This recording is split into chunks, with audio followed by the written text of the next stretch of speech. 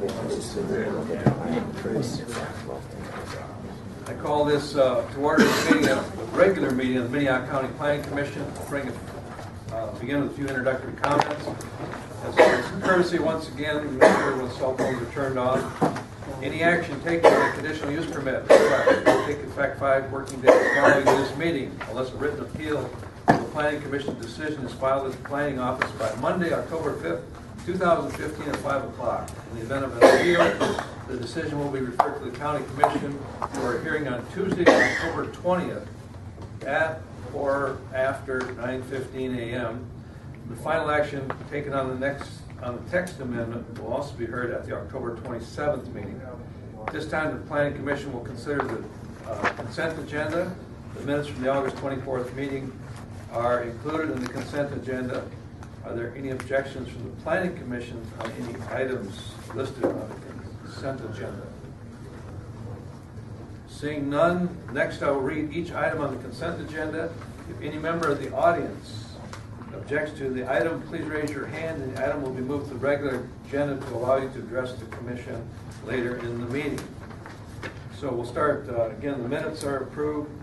Item number 2 will be a conditional use permit to allow a major class 1 home occupation, a stain shop, and this is located at 427 535th, 47 535, 255th Street, approximately 5 miles north of Sioux Falls. Anyone object into that one? Item number 3, conditional use permit to exceed 1,200 square feet of total accessory building, requesting 4,140, and this is located at 46 234 267th Street, approximately 6.5 miles west of Sioux Falls. Objections to that item? Item number 4, conditional use permit to transfer 1 building eligibility, and this is approximately 1.5 miles west of Sioux Falls. Property owner is Dennis Merschel. Anyone objecting to this item? Item number 5, conditional use permit number 1561 to allow an event facility on the property, which is basically, this is the one right south of Wildwater West, which is the easiest description, approximately 3 miles west of Sioux Falls. Anyone would like to move this to a consent agenda? Okay, we'll move that one. Item number 5 will be on the regular agenda. We have one more, item 6. Conditional use permit to exceed 1,200 square feet of total building area, requesting 2,400. And this is at 465 477th Avenue, approximately 5 miles southeast of Baltic. Anyone object to this item?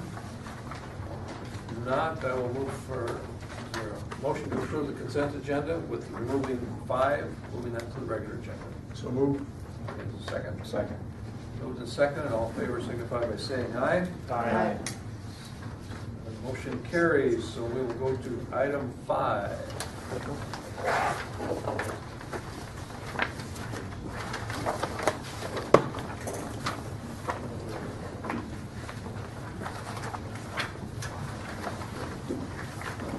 Kevin Hookman, County Planning Department. I'm sorry, Kevin, before you start, if you're on a consent agenda, you are free to go. I'm sorry, I forgot to say that. You have been approved, and you are free to go.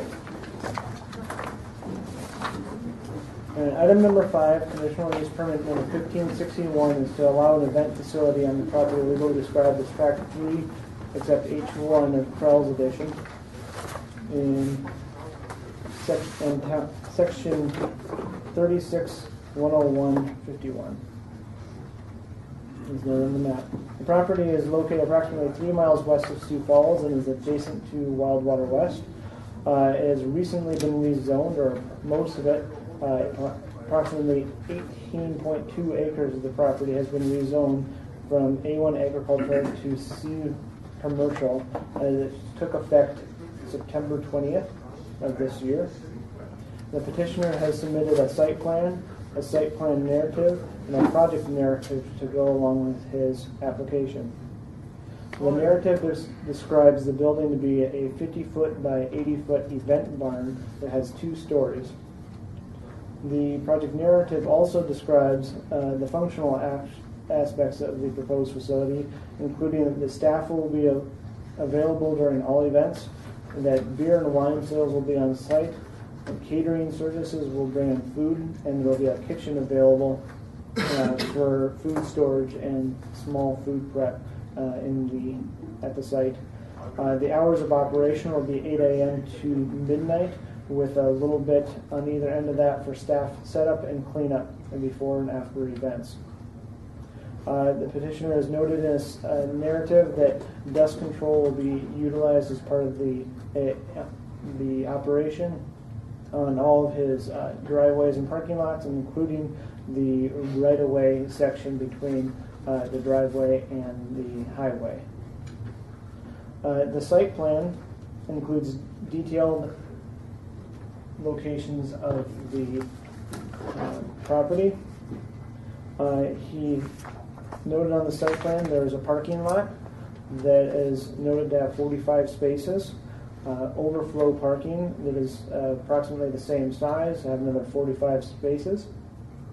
There is to be willow trees located on the west and the north side of the site. In addition to the main structure, there's also a proposal for a smaller accessory structure for storage and maintenance equipment. The driveway will include a sign that will be drive under as customers drive in. As part of the conditional use permit, there are several criteria that should be met as part of approving. One, that the effect of the use and enjoyment of the property in the surrounding area for the uses already permitted and upon property values within the surrounding area. The area surrounding this parcel includes a mix of uses ranging from agricultural fields to residential subdivisions to an amusement/water park. Unless there is a approval for access off of the highway, the township road will see an increase in traffic during events. This increase in traffic may increase dust without proper control. Daytime and late evening hours have the potential to create noise and traffic late at night. The petitioner noted that his intent to close the facility by midnight and have guests leave by that time. Considerations can be given for potential outdoor use as in any changes in hours or guest operation in general is up to the Planning Commission. Public nuisances will not be allowed at any time. 2, that the effect upon the property and orderly development and improvement of surrounding vacant property for uses predominant in the area. The proposed land use will unlikely have an effect on future land use. New residential development will have to continue at the county density standards for agricultural, and agricultural remain viable in the area. The utility access roads, drainage, and or other necessary facilities are provided. The site plan shows access from 268th Street because it is likely that there will be no access allowed off of Highway 17. The highway, the access off of the highway would be preferable because of accessibility to hard surface road, but if access is approved onto the Highway 17, then driveway and parking area should be paved according to Section 15.04 minimum improvement standards of the zoning ordinance. The petitioner will have to obtain a permit from the township onto the gravel road if that's where the access belongs or it has to go. The township, there is no drainage plan at this time, but the site generally slopes to the north to intermittent stream between the properties along the property line. Number 4, that the off-street parking and loading requirements are met. The footprint of the building is 4,000 square feet. The zoning ordinance requires 1 parking space per 100 square feet for this use. 45 parking spaces is enough to meet this requirement. Number 5, the measures are taken to control odor, fumes, dust, noise, vibration, and lighting so that none of these will constitute a nuisance. Lighting should be directed downward on the property, and outdoor gatherings and events should be kept to a minimum and not disturb adjacent dwellings. However, it is recognized that outdoor events may be a part of this operation, so staff recommends reducing the hours of outdoor activities from 9 a.m. to 9 p.m. Number 6, health, safety, and general welfare of the public and the comprehensive plan. It is unlikely that the requested expansion will create additional health, safety, welfare concerns in the area. And the proposed use will fit well into the aesthetics of the surrounding agricultural land and residential uses. Staff finds the proposed event facility is appropriate use for the commercial land at the site. Staff recommends approval of Conditional Use Permit number 1561 with the following conditions. 1. The property shall adhere and submit to the submitted site plan and site plan narrative. 2. That no outside storage shall be allowed at any time. 3. All outdoor lights shall be shoebox style, directing light directly downward onto the property. 4. Building permits are required for all buildings. 5. Approval of access must be sought from the SD DOT for access from the property from South Dakota Highway 17. Alternative access will require approval from township that maintains 268th Street. 6. If access is approved on the South Dakota Highway 17, then no public access shall be onto the property from 268th Street. 7. All applicable gravel driveways and parking areas shall have dust control product applied a minimum of once a year.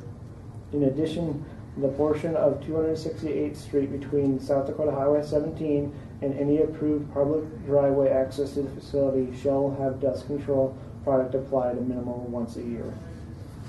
8. The hours of operation of the public will be between 8 a.m. and 12 a.m. midnight. Outdoor events and activities shall be limited to the hours of 9 a.m. to 9 p.m. 9. Event staff must be present at all events. And we saw these photos for the rezoning of this property. You can see that there is currently an agricultural field that slopes to the north. This is what remains of a road that now the highway is curved away, it's not being used. This is looking west from the from approximately the driveway, maybe a little bit in the area. And then this is looking to the east. And you can see the highway in the distance there, along with the residential uses. This is looking south from the Wildwater West parking lot. You can see that right in front of you is the drainage way. And then this is from the driveway of Wildwater West and the curve from the highway. So, are there any questions? Questions, staff?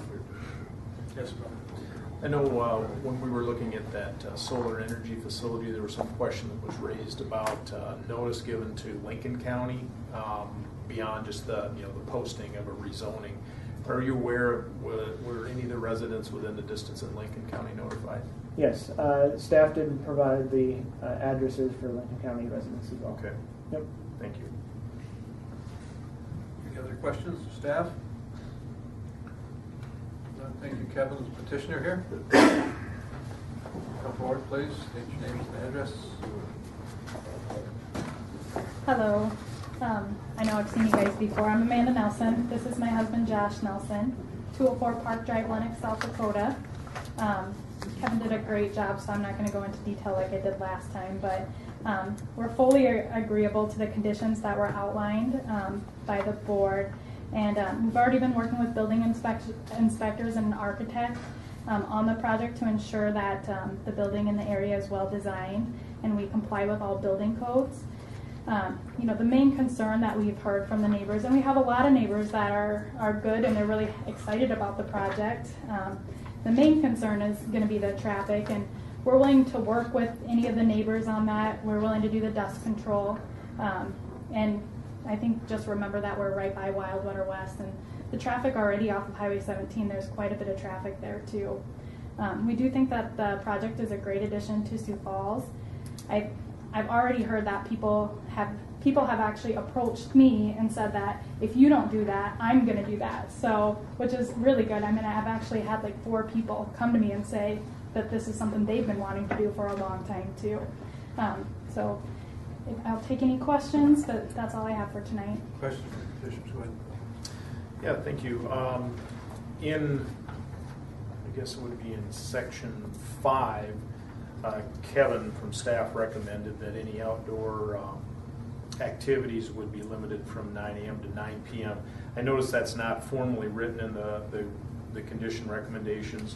Is that something you'd be supportive of? Yeah, I think so. We're not thinking that there's going to be a lot of Number 8. outdoor activities, just because the inside of our facility will be, I mean, it's going to be very beautiful, all wood with balconies, so most of anything, I can't imagine people aren't going to want to use the space inside, but there'll be a porch outside. I mean, we want to limit noise outside too for those neighbors. Okay, I have a question for them. Item 5 says approval of access to Highway 17 through DOT. Have you talked to DOT yet? We have an application from them, but we've really just been waiting for these meetings to get through before we would take up any of their time. Because access and traffic is one of the main reasons this board refused zoning when you applied. That was one of our major concerns at that time, and the county commission then approved it. We've got a verbal no from there, and I think Josh knows a little bit better about this, but there's, per mile, I believe, they'll let 5 entrance points, and they also say that if you have any other roads that you can have access to, they're gonna automatically deny your application. And I've read it several times now. I mean, we still want to put an application in because we do think that it would be nice to be off that highway, but then we counted, and Wildwater West has 3 within, a block. So I think our verbal no is probably a normal, but we want to submit an application too. You said with the application process, they'll really go into reviews on it. And it may be with, and if I can send them this and we can send it over to the guy that Josh talked to, maybe they're more willing to give us a variance to that, but we're not 100% sure. Okay. Any other questions? What type of events would you be holding in this facility? Your target market? Probably weddings, corporate events, mostly weddings. There's facilities like this in Minneapolis and Omaha, Rapid City, and a lot of those are weddings, but there's also corporate events and meetings. I sit on a couple nonprofit boards in town too, and my guess is that I could get some of those out there as well for short events during the day. So you would envision this being a year-round rather than just a summertime use? Yep, it will be year-round, we hope. I mean, the events in the wintertime are probably going to be pretty minimum, and if you compare it to Calico Skies or anything like that, they don't get too many people out there in the wintertime. But I mean, we hope to get enough out there, that's for sure, and we're going to have air conditioning and heat and bathrooms and dressing areas, and so it's going to be a year-round facility. Thank you. Any other questions for the petitioner? Yeah, I have one. You mentioned a smaller accessory structure. What might be, or what size, do you have any idea what that would be, and what would be in it? 20 by 20 lawnmowers, a bobcat for snow removal, Okay. basically large garden equipment to maintain the grounds. Then I just got a quick question. 268th Street, is there any dust control on that right now? It sure doesn't look like it. Okay. We have heard that 268th is actually in the plans to get paved, and now I don't know if it's going to cross Highway 17, but it might not be in the plans to get paved. It is in the documents that you guys have out on your commission that it's one of the roads that have been identified that needs to be paved, if that makes sense.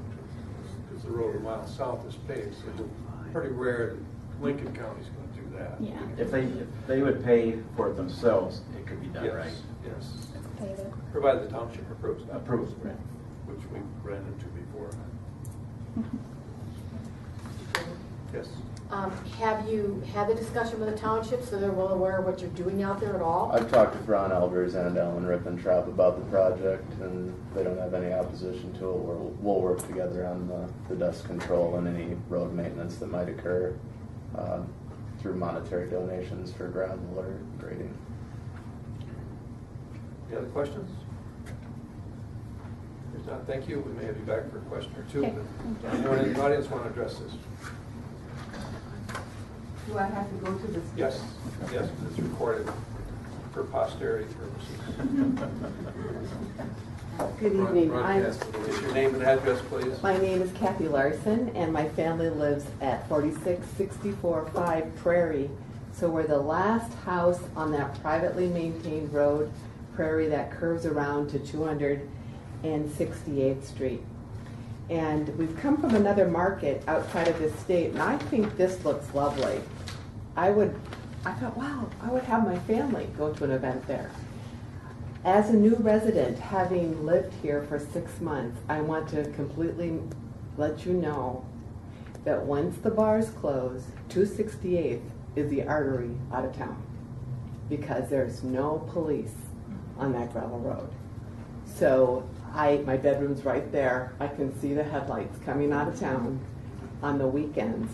We've asked for patrol officers, but because it's so rarely traveled, I don't know why they aren't patrolling that road. The other piece that I think we need to bring into the equation as a community is we have a number of horse stables east of this schematic on 268th. And those horses run and walk on 268th weekly. Children are riding bikes on 268th, learning to ride bikes, learning to drive cars. We have lots of children. And so I have concerns, the alcohol piece, I just wanted to inform you about. Thank you. Anyone else in the audience would like to address this? Come forward, state your name and address. My name is Francis Phillips, General Manager with Wildwater West.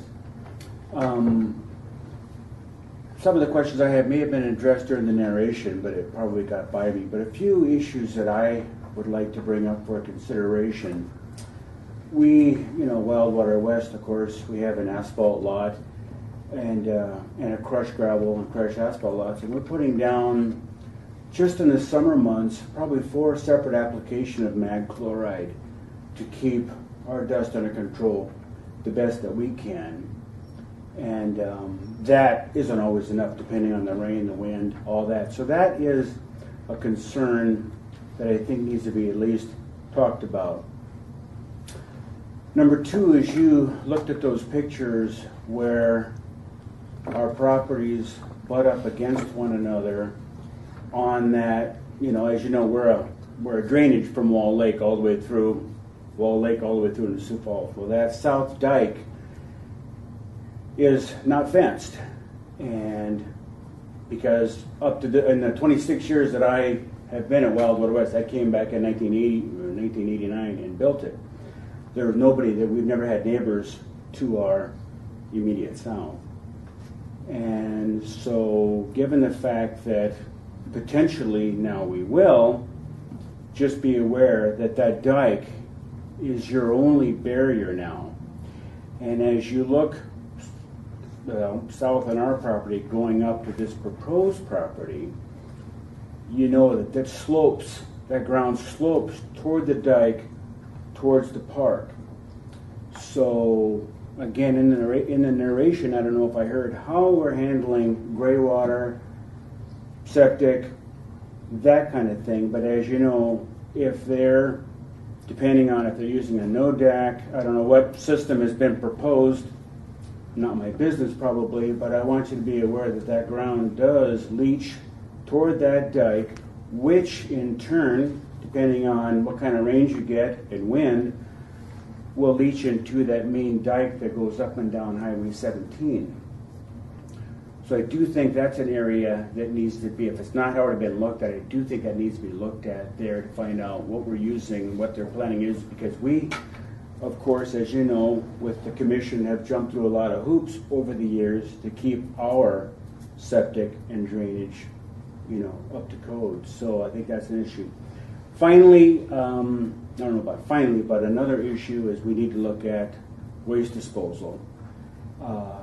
It gets extremely windy out there at times, and we have difficulty. We have covered not only we have covered dumpsters, huge dumpsters, but we have to lay tires on ours to keep those, they flap up and down, and you can get a lot of debris flying all over that area if you don't maintain that. So I'm just wondering how, A, the debris will be kept in check, gray water, septic system would potentially be addressed so we don't have an issue there, because then of course not only have that problem, then you'd have a smell issue too that would be, and then of course that would be potentially right on our frontage too. And when we close, our water park is open from 11 until 8, 7 days a week from Memorial Weekend through Labor Day. And by 9 o'clock, our staff is all but gone. And if we're operating with alcohol to our south with whatever perimeter fence they're going to use, but right now I assume there's nothing, and I would be not wanting to myself incur the expense of having to put a long perimeter fence on the south of my property to prevent anybody from walking down the hill and even walking in to my attractive nuisance from the south. And that's what I've got. We have 6-foot chain link fences, and as you see on the picture that was shown, we have that split rail fence on Highway 17, but we really don't have anything on the south, and we haven't needed anything to our south up to this point. So a couple of things to think about as you are contemplating on all this. And I haven't yet talked to the petitioners. I've never introduced themselves to me or anything like that. So Scott, you had something? I can answer a lot of Brian's questions, so I'll get up and answer them so everyone can hear. I think he addressed 3 or 4 different items. First of all, he addressed the paving, the mag water issue, and I just will remind the audience and the the Planning Commission that the way the ordinance is written is if your parking lot driveway, if you're zoned commercial or industrial, and your parking lot driveways access a paved road, then your driveways and your parking lots have to be paved. This one, however, is not accessing, even though it's zoned commercial, its access is not going to be off a paved highway or road. It's coming off a gravel township road. So thus, it does not need to be paved. We added a condition in there that dealt with mag watering the 268th Street, the road that goes out to Highway 17. So I think that addresses the paving mag water issue. The fencing issue is really a civil matter between those two property owners, and they're going to have to work that out. You could, if you wanted to, require, based on what Mr. Phillips, what his concerns were, you could add a condition that requires fencing along the entire north perimeter. That's totally within your prerogative to add as a condition if you so desire. And the wastewater systems, because this is a commercial use, the entire wastewater system, the applicants, the owners, have to submit a set of plans to PEER, to the Department of Environment and Natural Resources, and the state approves that entire wastewater system. And if they ran into a situation, as Fran Phillips had indicated, that it was leaching out, that would be considered a failed system. And they would have to, the property owners would have to rectify that. You're not allowed to have gray water leaching out of a system, of a wastewater system. And let's see, I think there was maybe one other item. Garbage. Oh, the garbage. That is also a condition. It is true, we have that same problem at Wall Lake Park. We have our dumpsters blow open, and that's a very difficult thing to take care of. At Wildwater West, they are making an attempt, as you heard, to make sure that stuff doesn't blow out. But if the applicants do have garbage that's blowing out, that would constitute a nuisance under our nuisance ordinance, and we would do code enforcement on that.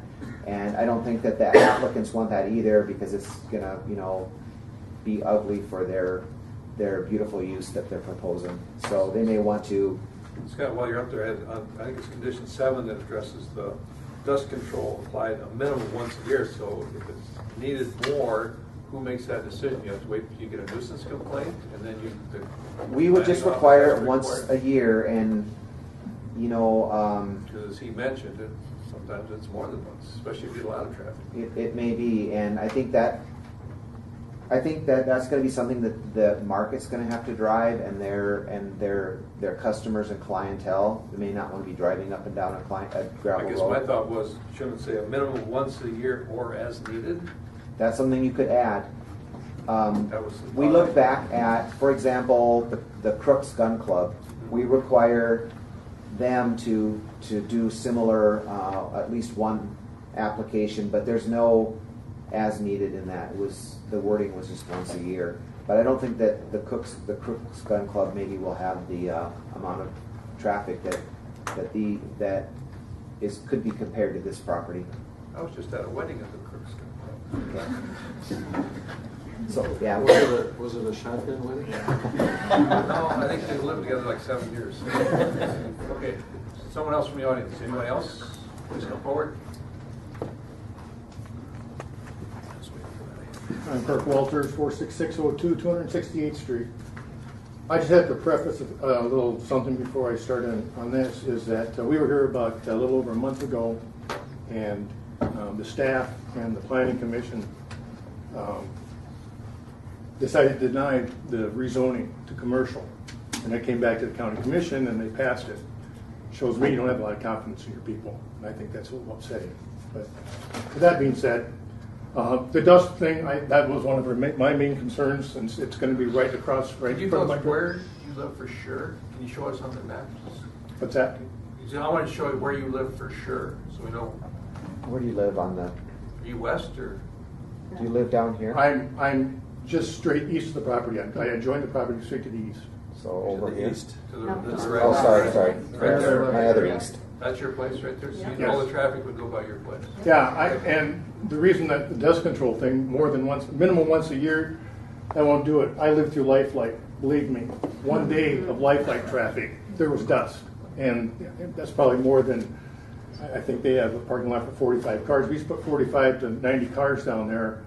That mag chloride's not going to last very long, especially if you get some rain and stuff like that. Big concern there. Hours of operation, you're talking about being open 16 and a half hours a day. That's open more than most bars are open. They have a beer and wine license. What's next? Lottery, video lottery. Once you have that, now that's an opening for that. Concern. The big concern around us with the neighbors, and a lot of them are here, is that we moved out in the country for some peace and quiet. Believe me, an event center next door is not peace and quiet. Thanks. Thank you. Anyone else in the audience have something different to add? I will.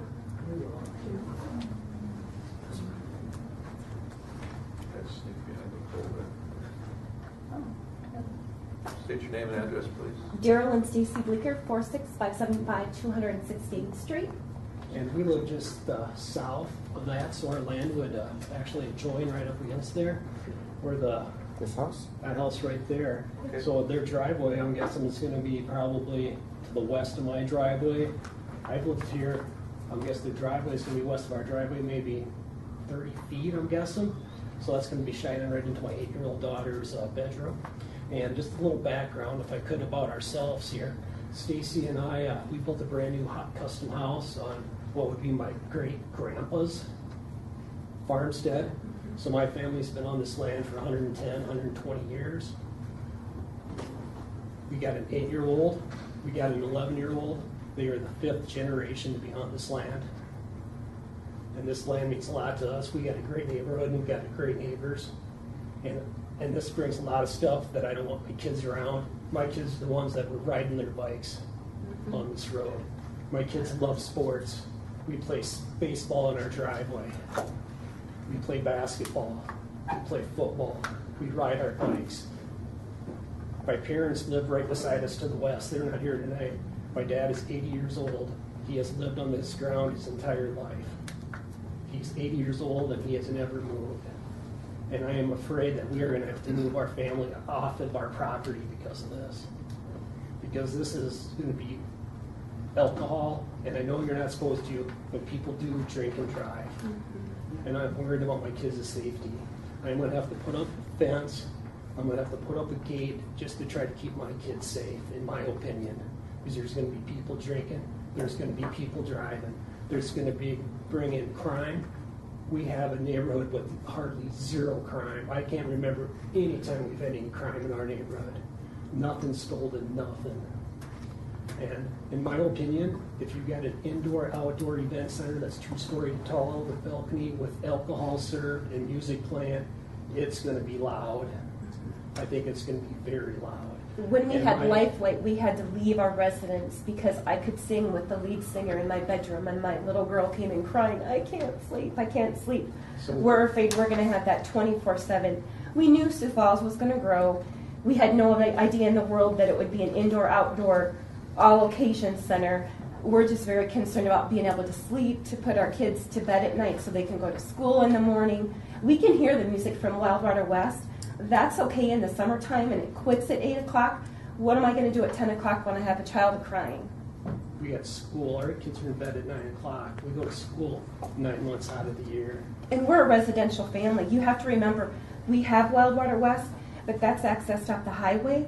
We're all these little residential farmhouses right where you're putting this building.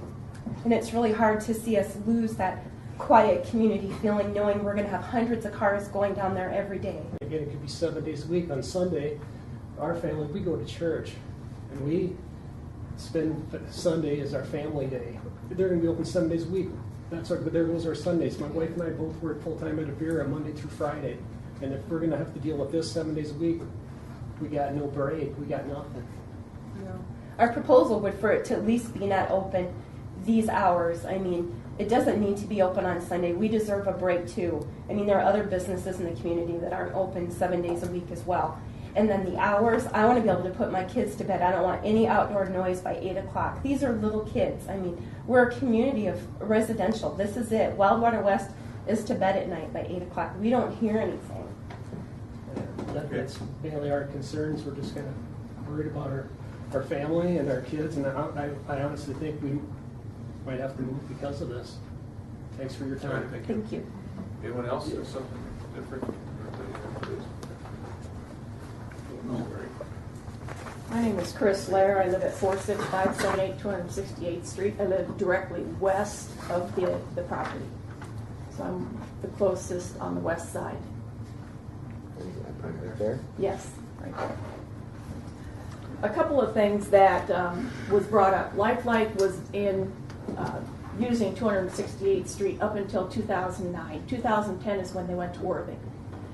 When they put that magnesium on our roads, it tore them up to where now we still have the washboard roads. The maintainer goes through and does the best he can to get that straightened out. But since Lifeline has been there and they have put on that magnesium, it has made it so that it's washboard, and that road is very hard to travel on.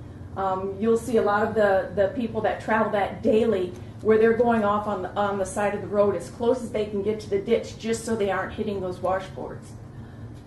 So that's a main concern for me. The other thing is snow during the winter happens to accumulate quite a bit by the Bleakers area and on up past the Walters area. And that is exactly where they will be having their entrance into their facility. I believe that is going to be a problem. It is for us now. When we moved there, we knew this was going to happen or got used to it. Wayne Township does not go past our place until 4:30 in the afternoon. So I have for myself, when I get up at 3:30 in the morning, so again, I don't like the noise. Obviously, I have to be to bed early, but I am the one that usually makes the line travel through the snowdrifts to get through, or else if I'm not getting through, there isn't anybody else that's going to get through until 4:30 in the afternoon because we're the last one on the loop to get opened up. The location of the building, I am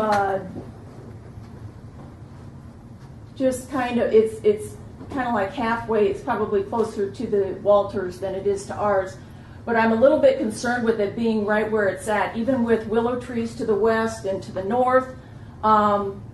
Here again with Lifelight as well as Wildwater West, we too hear the noise. But like the Bleakers said, 8 o'clock it goes down. But when Lifelight was there, the lights that were there, you would have thought you were living in the daytime. And then the noise, I mean, you could sing right along with them. And they were farther away than what these people are going to be with their building and their facility.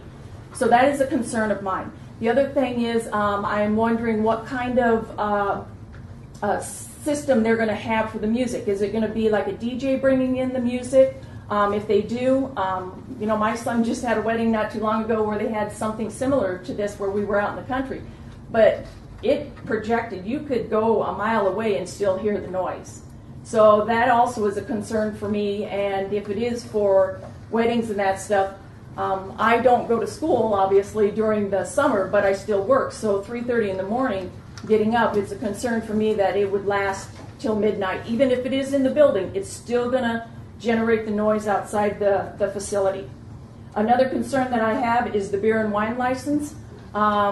Here again, 268th Street, that is the avenue for people getting out of town so they won't get caught.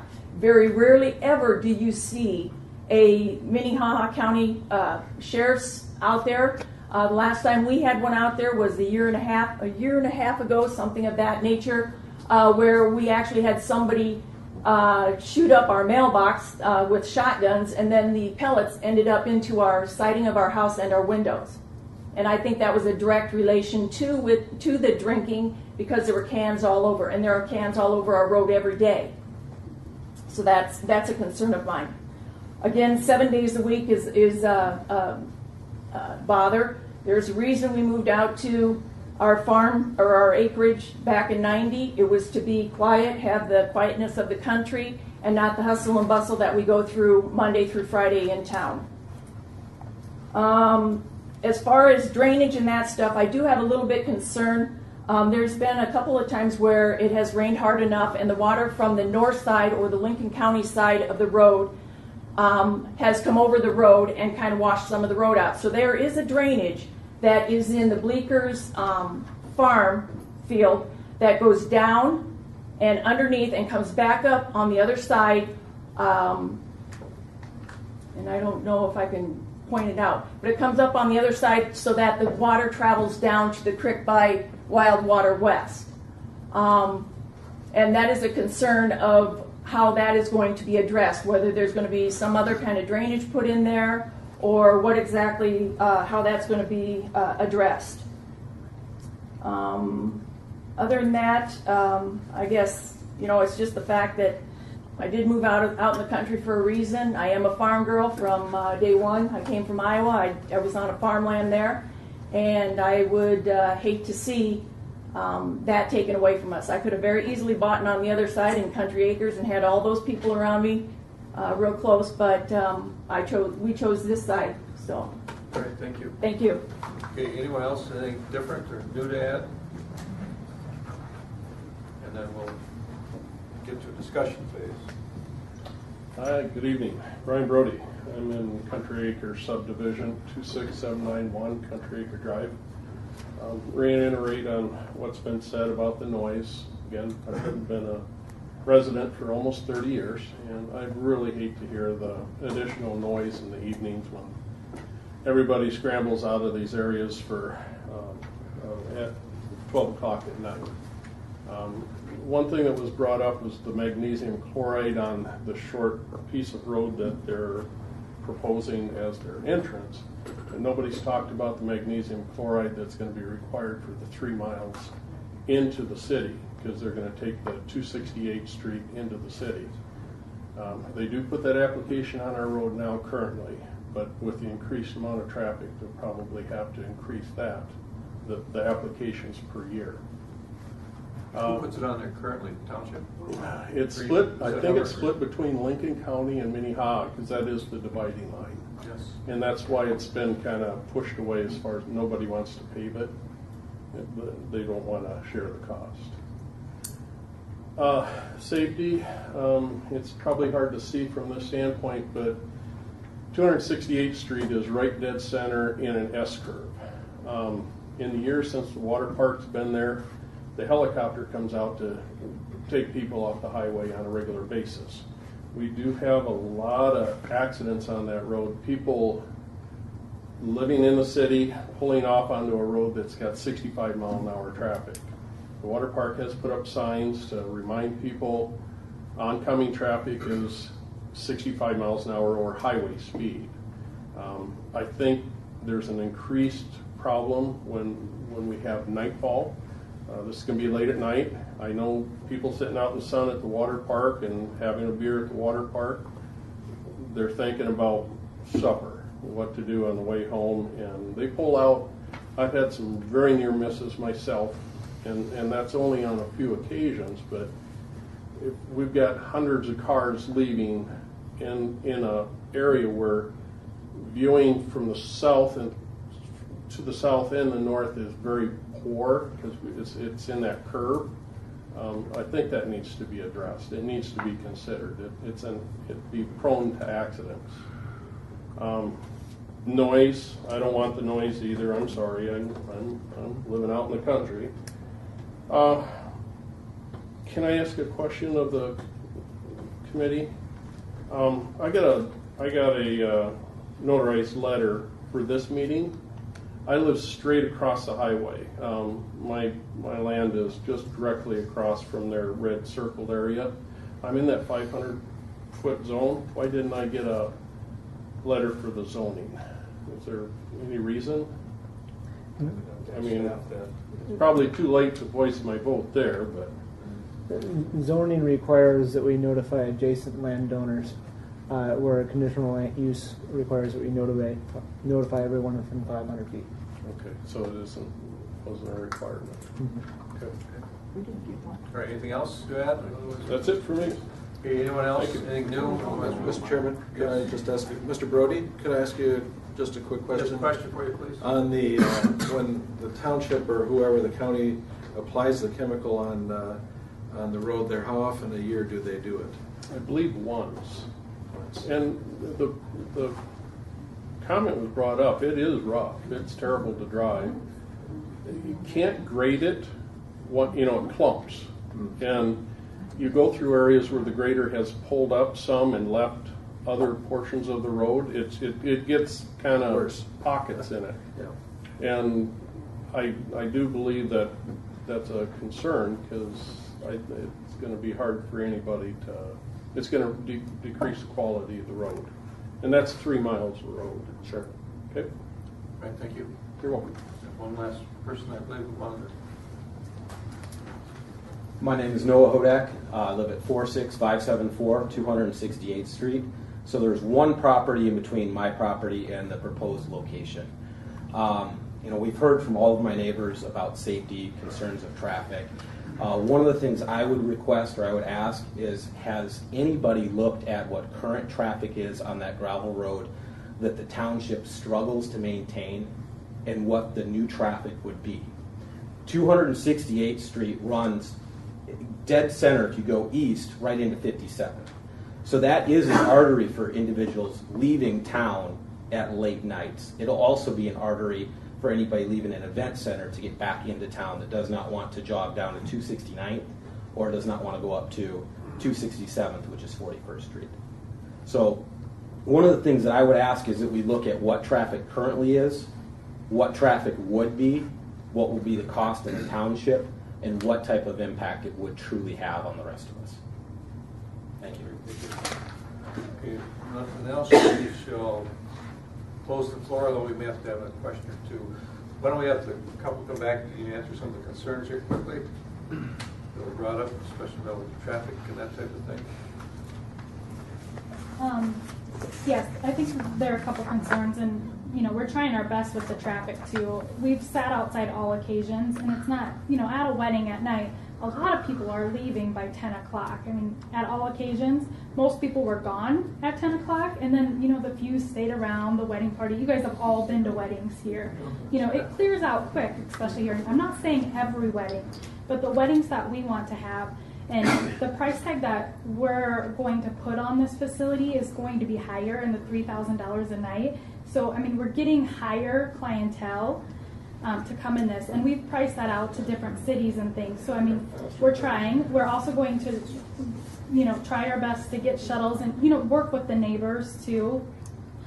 Something that Mr. Bleeker had said, I don't think Josh and I were aware that, that we didn't think about it, that driveway was coming right out into windows, and we're willing to move that over. I mean, if we can, work with the board to move that over so we're not shining into windows. I mean, we're trying to do everything we can to, make it good for the neighborhood. We were told that, when we're trying to find land for this, we have been told, find something by commercial activity off of the main highway, and I think that's exactly what we've done here. I mean, I can't think of anywhere I can't tell you how many times we've drove around Sioux Falls just trying to find something that's, near commercial activities that's still outside that we can have what we're looking for here. And it's really hard to find, and I think that this is a good use for this land.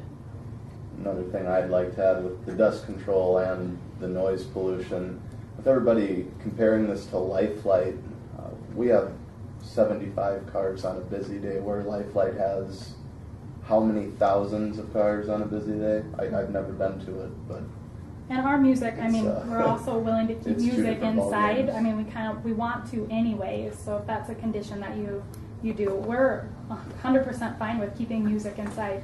We live right next to the park in Lenox, and there's, the churches are out there playing music. We cannot hear that music. I mean, the park is right outside our door, and we work out on weekends, and we can't hear that music and those amps from outside our windows. I mean, if we open the door, we can, but it's not that bad.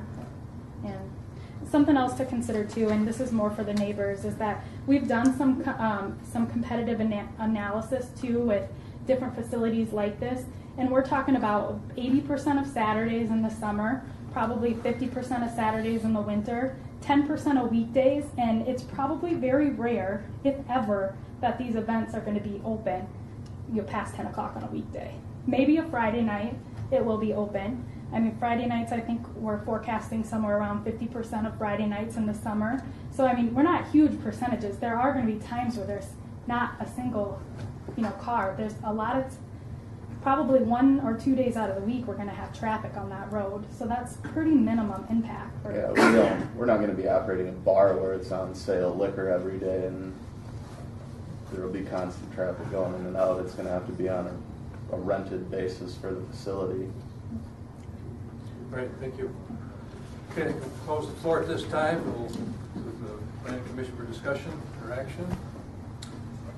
I have a question. I don't know if Mr. Phillips or if staff could answer this, but when was Wild Water West built? What year was that? 89. 89. And you serve alcohol there? Malt beverage license. Malt beverage license, okay. And what's the distance from Wild Water West to 268th Street to the south, approximately? Quarter mile. Half mile. Probably a half mile. Half mile. Half mile. 1,290 feet. It's a quarter mile. It's a quarter mile. It's a quarter mile. From the edge of the property, Yeah. but not 260. Yeah. Okay. Your discussions of other noise, traffic activities. With the county commission's decision to rezone, Commissioner, any comments there from that meeting?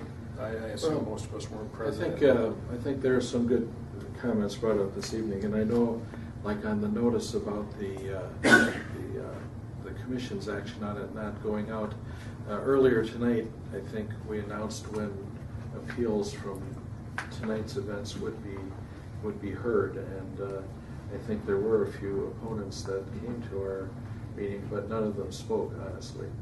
There was not a single opponent at our county commission meeting. And we publish hearing notice in the papers. Yes. And I get it on my schedule. And sign is in the ditch. Clearly, there are legitimate concerns that people have, and at the same time, things are not zoned museum. Things change. you know, we have a lot of fear often on every project. You know, we recently voted down, although I voted for it, a solar array that was urged to be built on the county line. People don't like to have things change, and yet when they moved to those locations, or their ancestors did, they changed those locations. How many people do you know that have moved to the country so their dog could run loose and then wonder why their neighbor's dog is running loose? It's part of what happens. And so I do think that efforts need to be made to communicate with the neighbors and see what can be changed that might make it more palatable.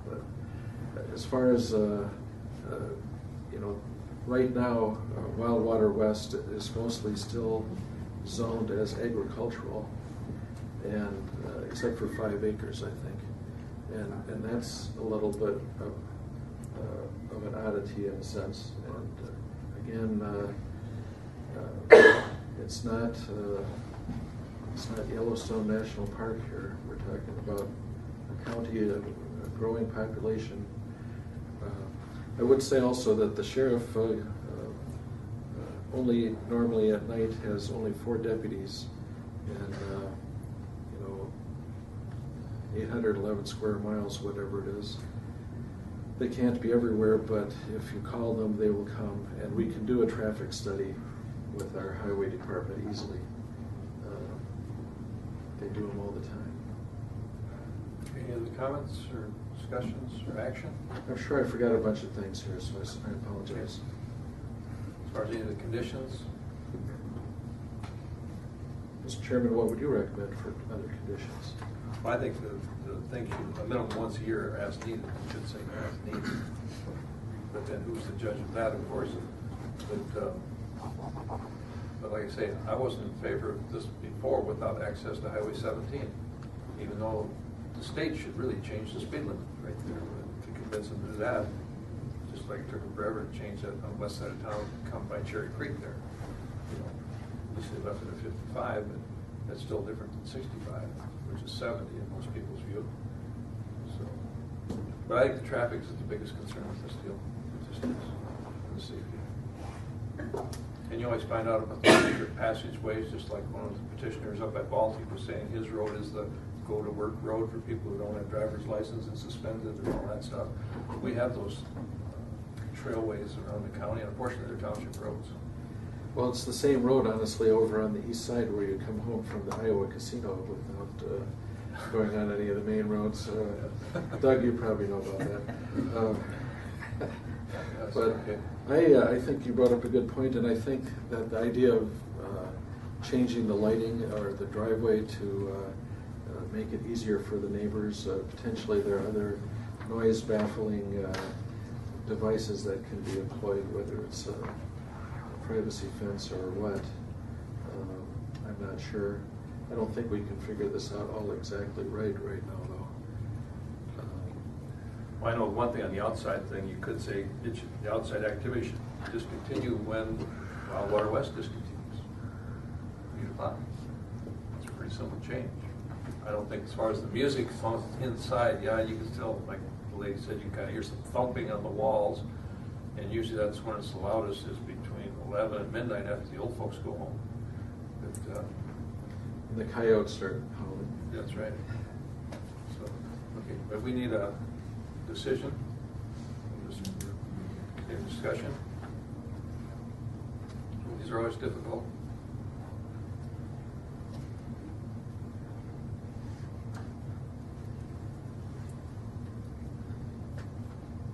That's why I get paid the big bucks.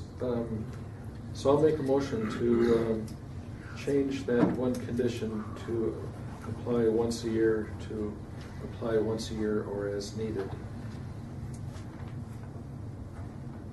Okay. You make that a motion to approve with that change? To approve with that change, yes, sir. Is there a second to that I'll motion? second that. Okay, we have a motion and a second to approve with the change on item number 7. Any further discussion? Could I amend that to move the driveway so it's not in line with whose driveway? With your driveway?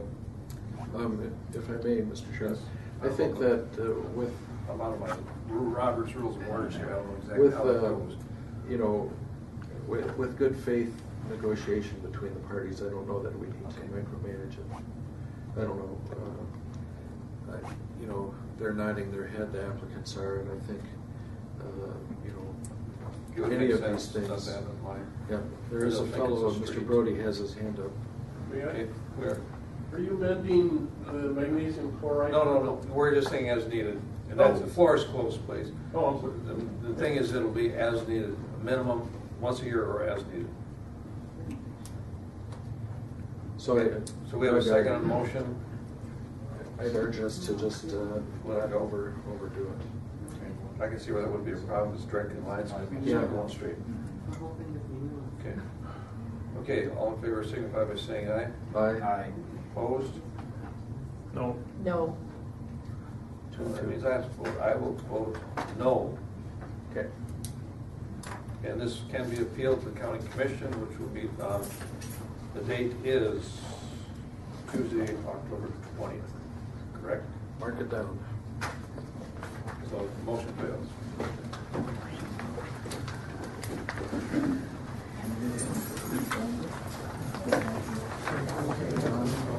Okay, we'll go on to our next item, business.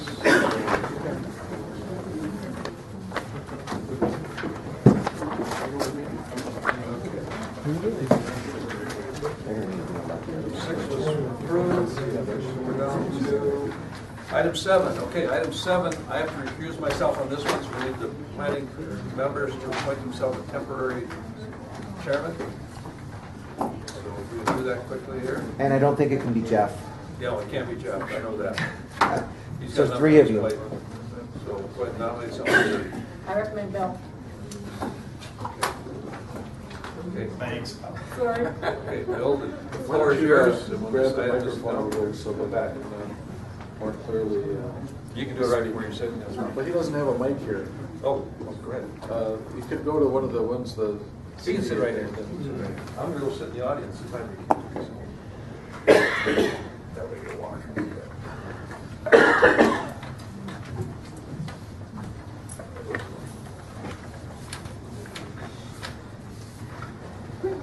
Scott, how many planning commissioners are we short tonight? Well, two. Becky and Wayne. Wayne's in Hawaii. And Becky said she was going to be here, so I don't know who called.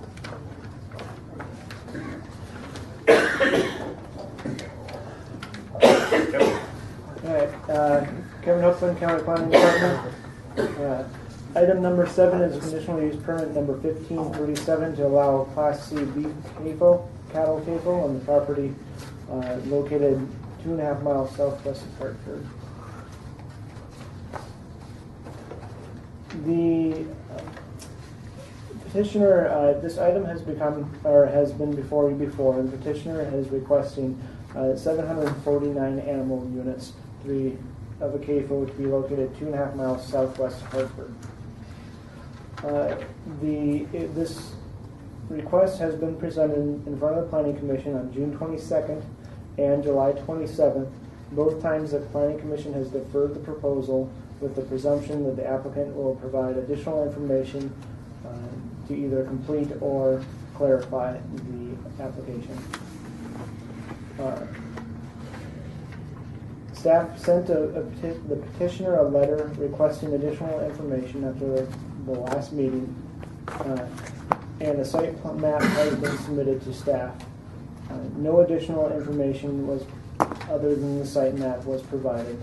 Therefore, prior submitted narratives and related materials will be considered as current. Where the new site plan and old narratives conflict, the new site plan will be considered as the intended document. So I'm going to kind of go through and describe the site plan, since that's the newest.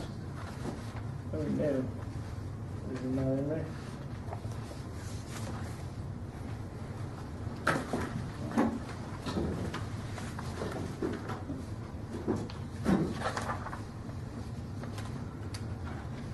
I will set up the site plan.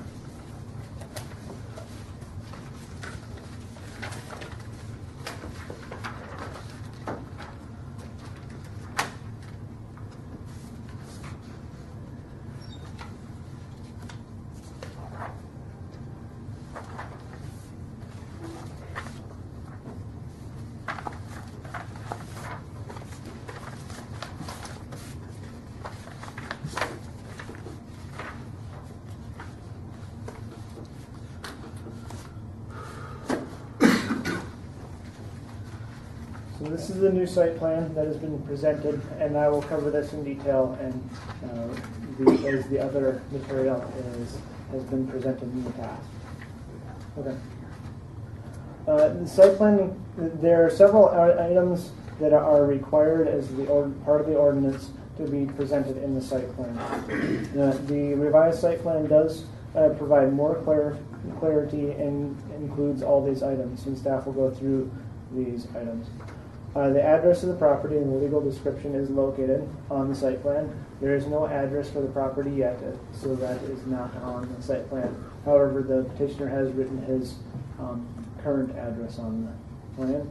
The name of the project is labeled with 749 K-Ful and his name, Brian Albers, petitioner. The scale and the north arrow are provided on the site plan. All existing and proposed buildings are additions. The site plan has no existing buildings. It includes a 100 by 600 foot barn and a 100 foot by 100 foot stack slab manure containment. Then the dimensions of all buildings, as I noted before, the 100 by 600 barn and stack slab. The distance from all buildings to the property lines at the closest points. The site plan shows the barn located 50 feet from both property lines, the west and the south, which would be the front road. The front yard setback would be the south property line along 262nd Street. The site plan shows 83 feet from the center line, which would translate to 50 feet front yard setback. The stack slab is not considered a building and does not show the distance from the property line, but by using the scale, staff found that the stack slab to be approximately 250 feet from the west property line and 25 feet north of the building, of the barn. The building height and number of stories. The provided narrative describes the barn as a monoslope. The site plan indicates that the building height will be 50 feet on the south side with a 212 pitch. Agricultural buildings are exempt from height regulations in the zoning ordinance, which would allow the 50-foot height of the building. The dimensions of all property lines. The dimensions of the property lines are not on this plan, as it is a portion of the property. The property itself is nearly an entire quarter section, and the site is only a small portion of that quarter section, so not all property lines are shown on the site plan. Parking lots are needed. Parking lots or spaces designated each space given the dimensions of stalls and lots and aisles. As this is an agricultural purpose, parking lots and space requirements are typically not calculated. However, the site plan includes two driveways. The western driveway is an existing field approach, and the eastern driveway is located at the end of the proposed barn. Both driveways enter the property for 262nd Street. Staff recreated the provided site plan mini-map and shows that the eastern driveway appears to be located in or near the unmapped waterway, and this may create a problem that the petitioner will have to work out with the township. Article 15 of the zoning ordinance requires that all driveways and loading and unloading areas meet minimum standards. The CAFO will have to be required to have gravel surface of at least 4 inches thick for all its driveways and loading and unloading areas. It is also suggested that maneuvering and unloading areas have a setback of 15 feet, as this is a standard for parking lots within the ordinance. Next item, screening including height, location, and type of material used. And I'm going to lump that in with landscaping setback and trees, indicated species, trees, materials for landscaping. Neither of these are required items are included on the site plan. However, the narrative reads that trees are not needed. And since the petitioner has thought that, through the requirement of landscaping and noted that it is not needed, we are taking that as that the landscape plan has been filed as the petitioner wants. Name and location of adjacent streets, alleys, waterways, and public places. The name of 262nd Street is the closest street on the plan, and since it's a portion, again, that is on the site plan. The intermittent stream is located 200 feet to the west and approximately 900 feet in a straight line to the north of the site as well.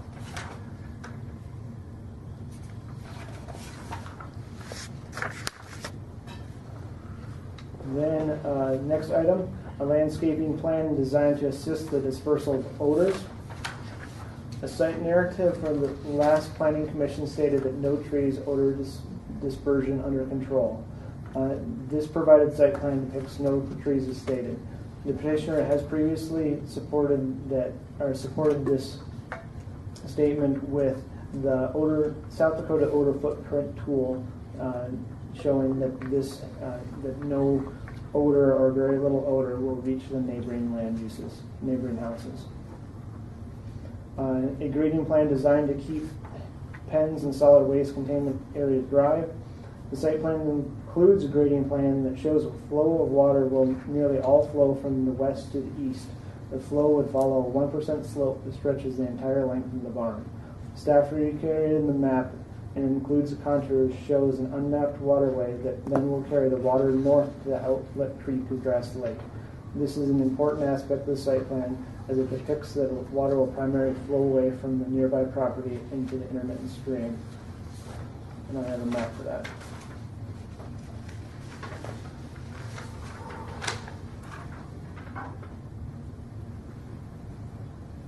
Kind of blur it out in that black and white copy so that you can see it. Zoom in a little. Mr. Chairman, can I ask a question? So there is a thing to the unmapped waterway to the west, and then there's one to the east. Is that? So that's one, and then this one to the east is also one, or? So the one that I just drew in there would be the one that is mapped. Okay. And the one that is drawn on the map Sure. is the It's unmapped. just where the water goes. Just where the water goes. Yep. And then the final part of the required plan, site plan, is the location and description of the animal waste facilities and structure.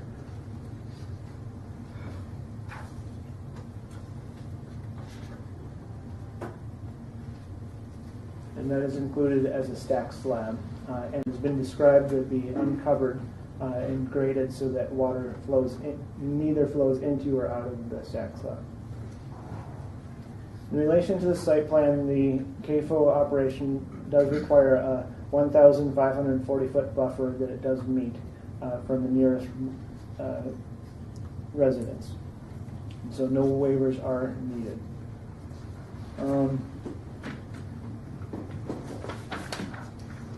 And as everything else has been presented already in previous commissions, such as the odor control plan, the pest control plan, and the manure management plan has all been discussed and submitted, I will move right to the recommendation.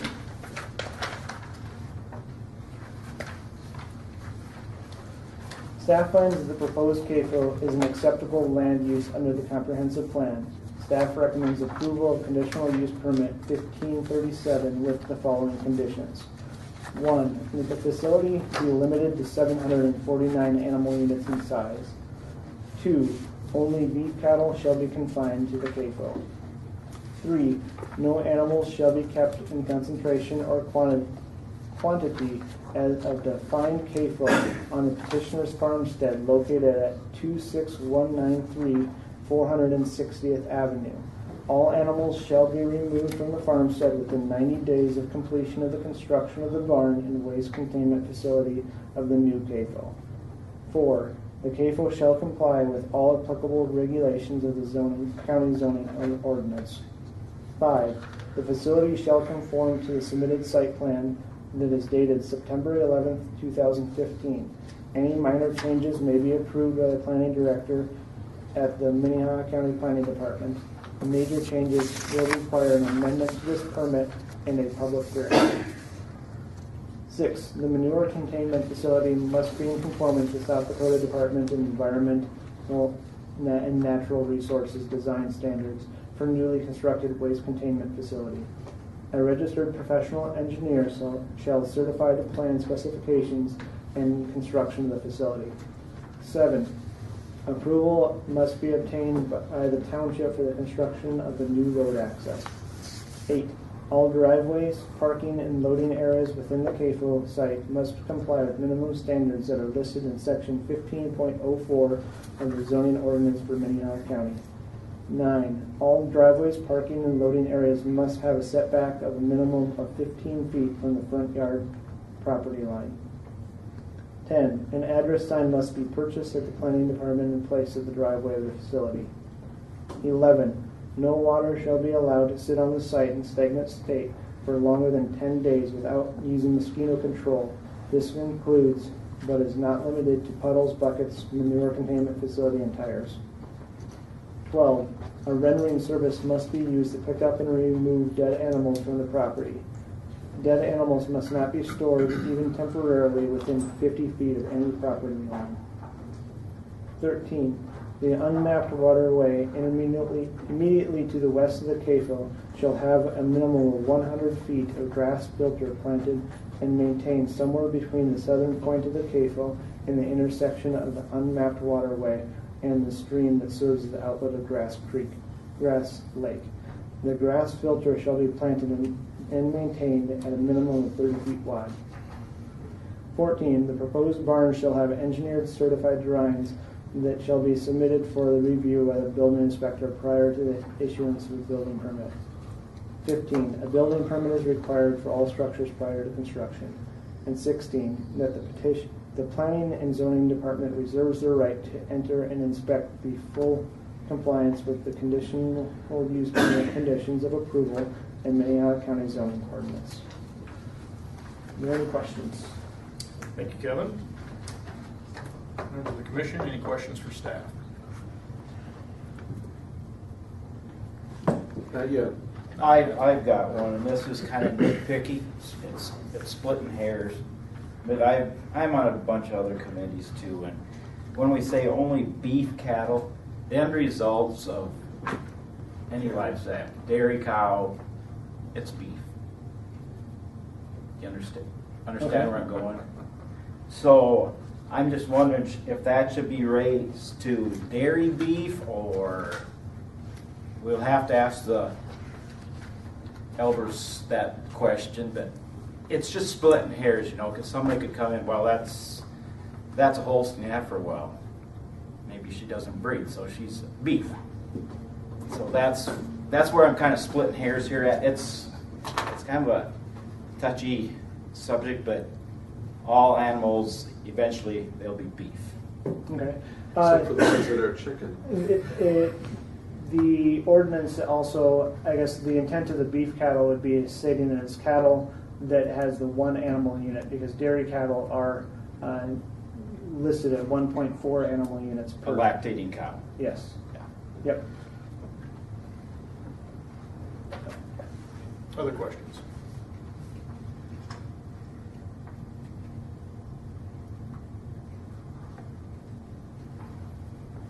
Bring on the applicant.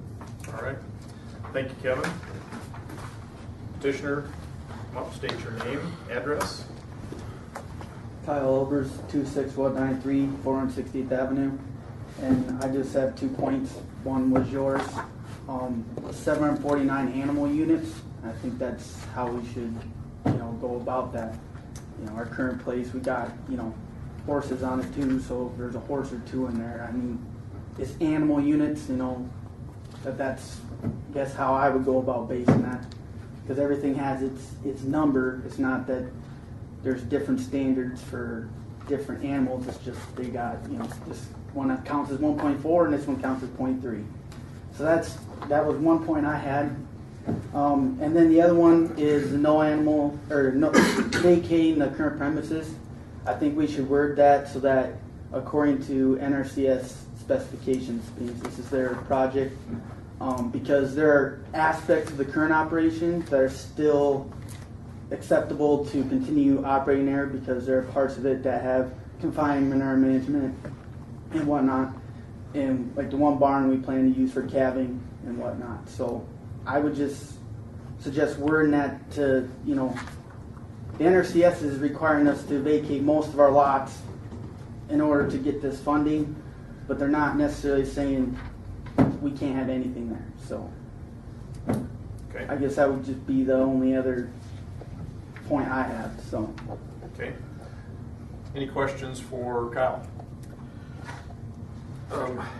Kyle, I tell you, by the way, this is a much better proposal, and I think you should buy lunch for the staff who helped read some of these charts because they look a lot better. It's going to help. But, one of the things that we've done before on other CAFOs is on dead animals, and it says must not be stored within 50 feet of the property line.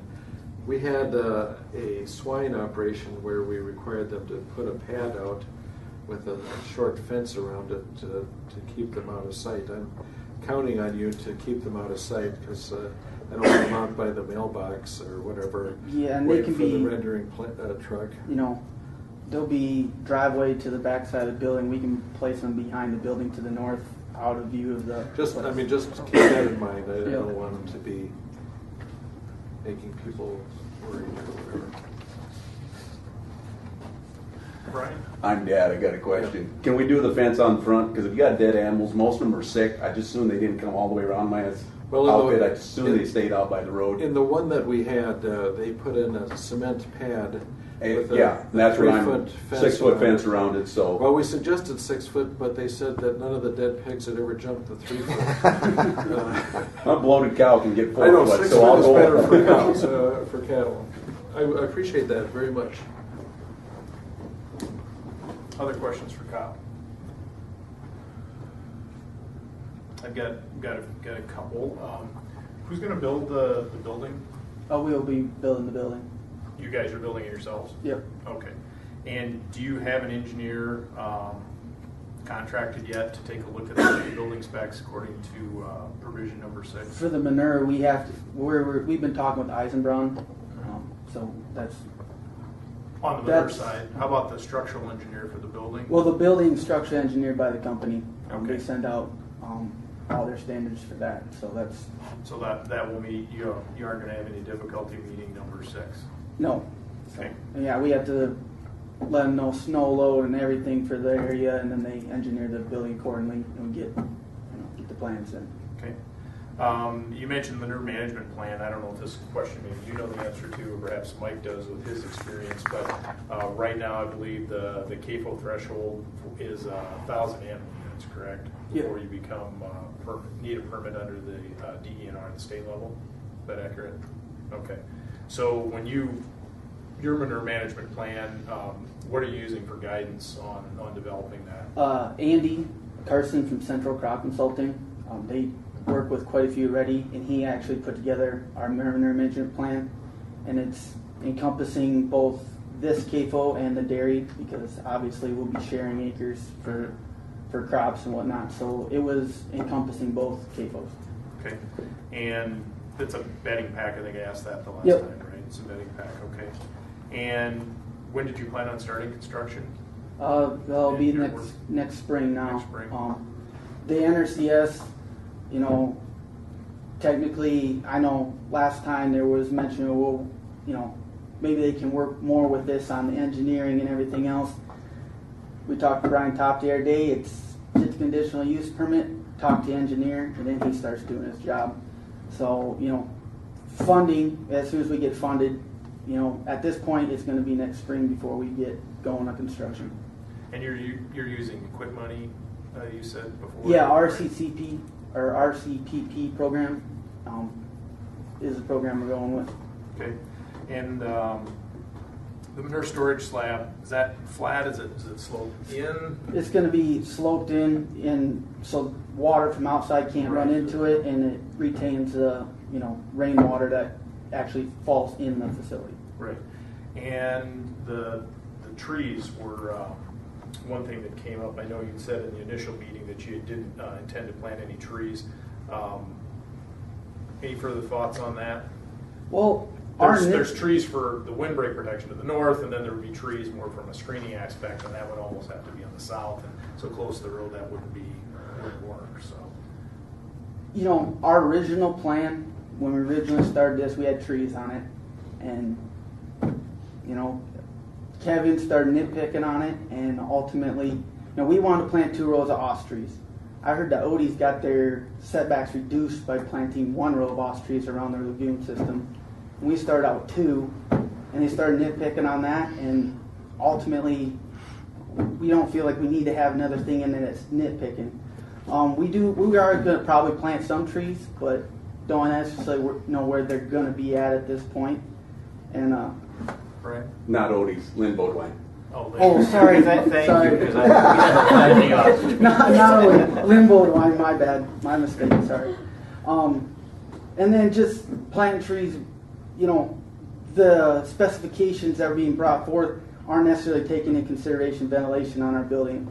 Now, Odie did mention, he did talk, reference the trees last time and how they thought that was going to be an issue, and it wasn't.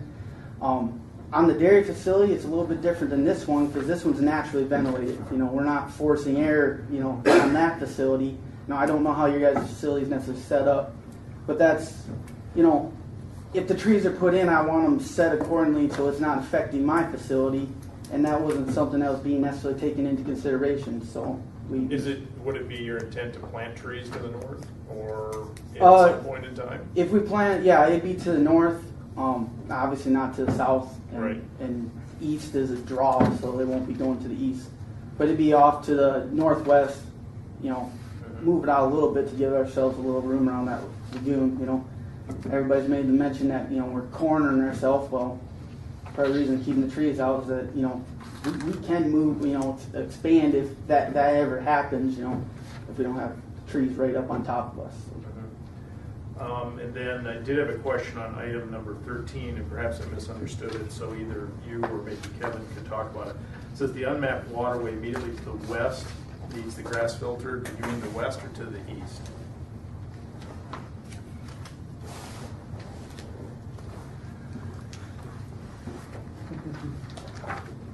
Thank you for pointing that out. You're right, I did mean east.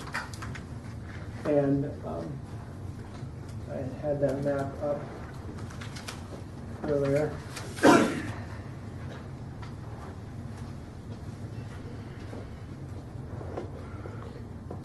East being to the right, north at the top. And that was based off of the comprehensive plan stating that we should encourage best management practices in water management, and this 100-foot of buffer is required from an intermittent stream, so that 100 feet of grass waterway would allow some of that whatever things might be in the water to kind of buffer out a little bit. Okay, thank you, Kevin. Any other questions for the petitioner? Yeah, I just got one. Where's your feed storage going to be for this? Is it going to be where the dairy site is? Yeah, it's going to be at the dairy site. Okay. So there'll be no feed storage here? No, there will be no feed storage here. Okay. So that should help with pest control and everything else as well. We plan to use quite a bit of refusal off the dairy feed, so it just makes sense to keep it all together. Okay. Seeing no further questions, is there anybody to speak in opposition?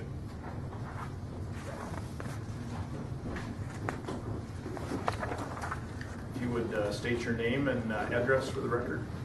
Carol Kapperman, 45994 263rd Street, Hartford. We have the land directly to the west, right next to where they're going to build. And I just, have concerns because the dairy first, Mr. Barth had asked us to just talk to Albert, see if we could work something out.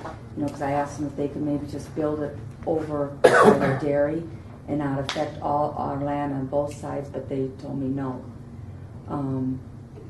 You know, it's affecting our land, our values, our housing eligibility, and that's a concern to me. You know, we're getting boxed in on both sides with the dairy on the one side and then the CAFO on the other side. You know, and I was concerned about the trees too. I feel there should be some trees put in if it's put up. You know, that's important to me. But you know, that's my main concern is it's, you know, affecting our value of our land. And then also the feed being over at the dairy and then they're driving up and down the road, you know, the effect of, you know, what it affects on the road. And I guess that's about it. Thank you. Thank you, Carol. Anyone else here to speak in opposition?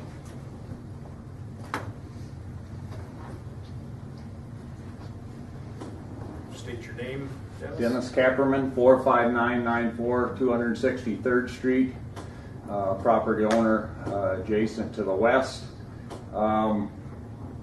Yes, I commend their drawings. It's a little more professional at this meeting, so we all have kind of an idea what it is. With that being stated, a 50-foot tall monoslope building, 50 feet off the fence line by 600 feet long. Kind of a hard structure to imagine. 50 feet tall, 700 feet long.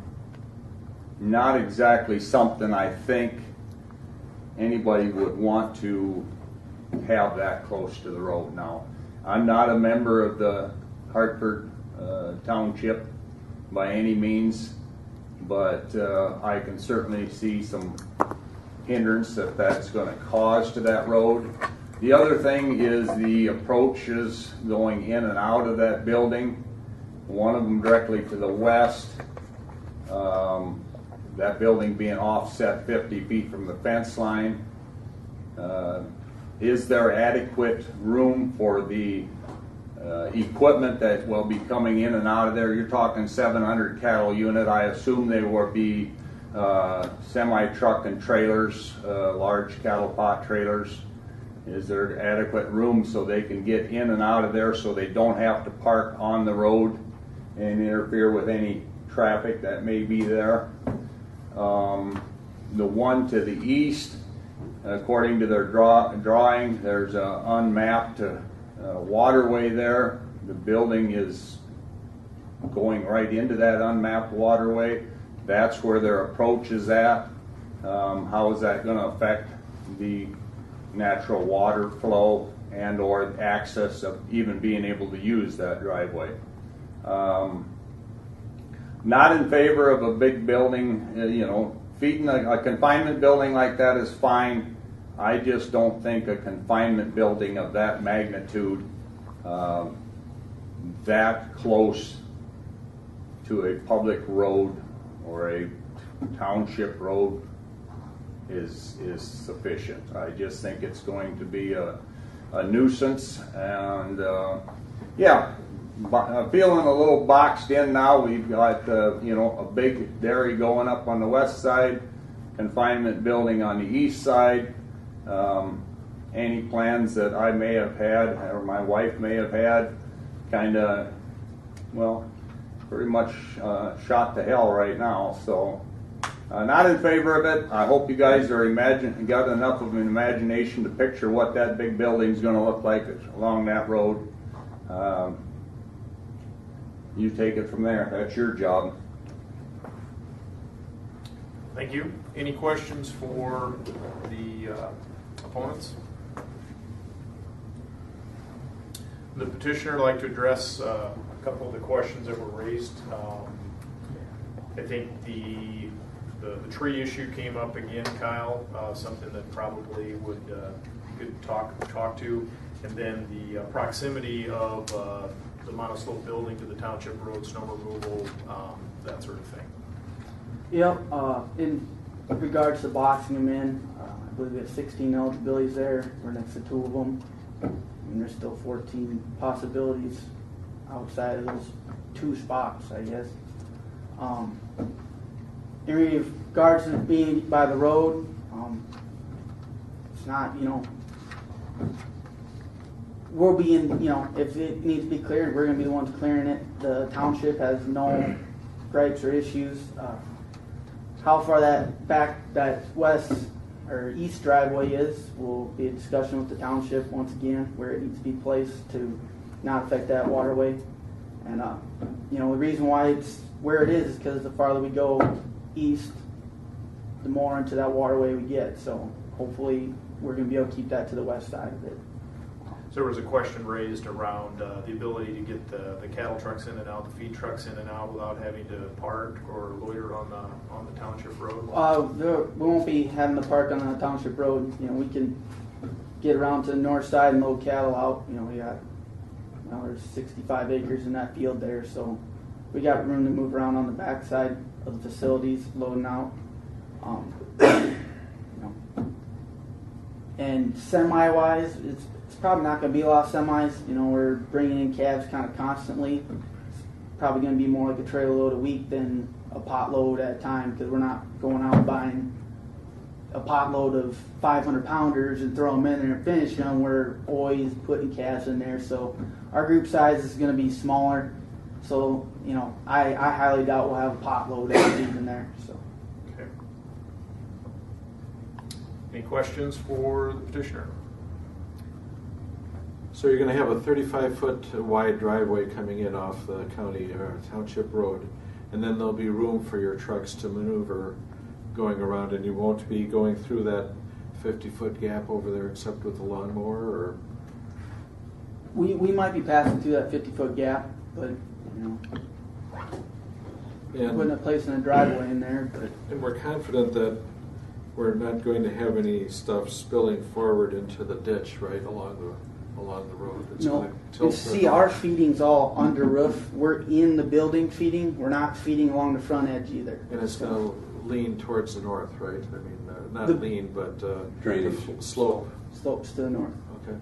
As far as room to turn a truck around, the stack slab is designed to be loaded in and out from the west end.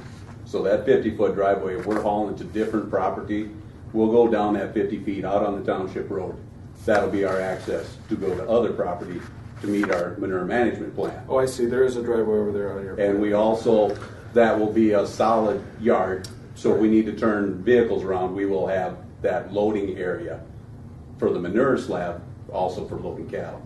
So the kind of the west of the manure slab is west of the manure slab is going to be a loading area for the manure for cattle for the whole operation. And where would the loadout chute be on the buildings that go off to the north end? We haven't got that technical. Whether it's on the south side, so you go around, turn around, and come out and back up to it, or preferably the truck will be heading out the gate when you load. Right. I don't want to turn around the loaded truck. Okay. Other questioners for the petitioner? I know there was a big concern with the drainage to the east. The biggest reason you're hugging the west property line by 50 feet is so you are farther away from that, isn't it? Yeah, that's otherwise you'd have it a lot farther if the ground. Yeah, see, you got that drainage, and then there's just a flat that's low. On a wet year, we don't get it planted. Just kind of a low area. You can farm a little bit of it, but it's low. Before it goes up far to the east, and it gets a nice plateau, but that sits within 3 setbacks of houses. So we also, this gravel road has no one living on it. The main traffic is us and our one neighbor to the south. That would be southwest of there. So it's a road that's not very traveled. If you go to east, that road going north and south is, kind of a main drag. There's one of the overpasses for the interstates up there, so it kind of turns into a main drag and people racing up and down. So if we stay back here on this side of the section, we're also staying away from traffic and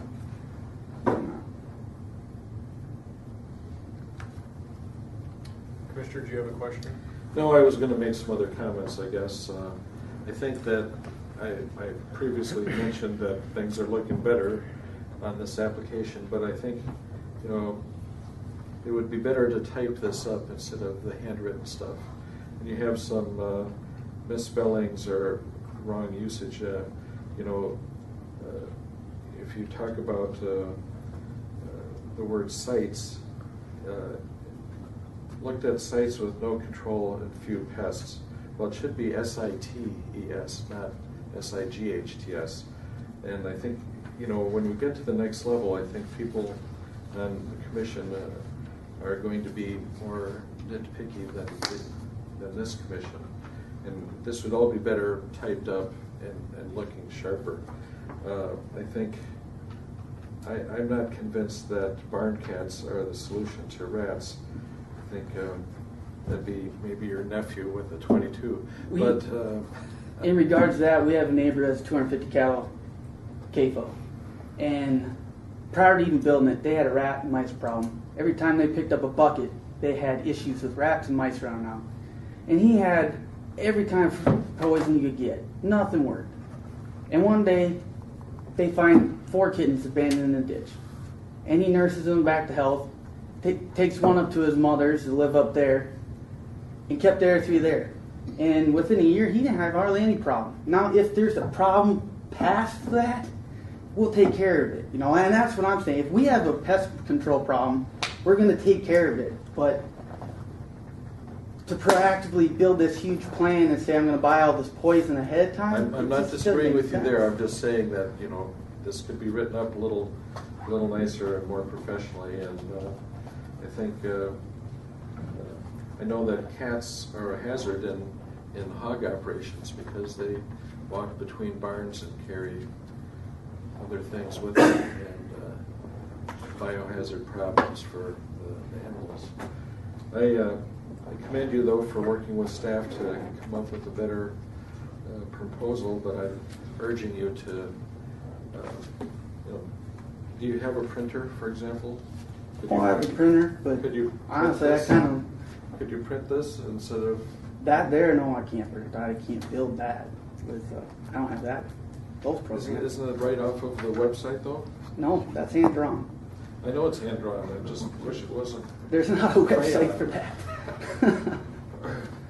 Well, I'm just telling you because, again, as these things have been going forward lately, we're getting more nitpicky. And so let's make sure we don't have any nits.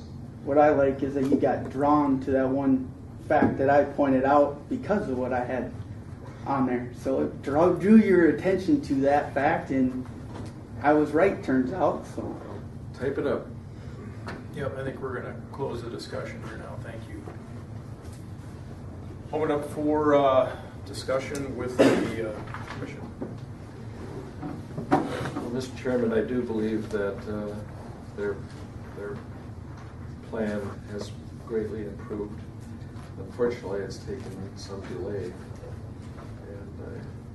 I'm sorry for that. Mr. Odie? I think they've done a great job since the first time you came in and presented this. You've answered a lot of questions. I know to neighbors and surrounding people, there's always questions.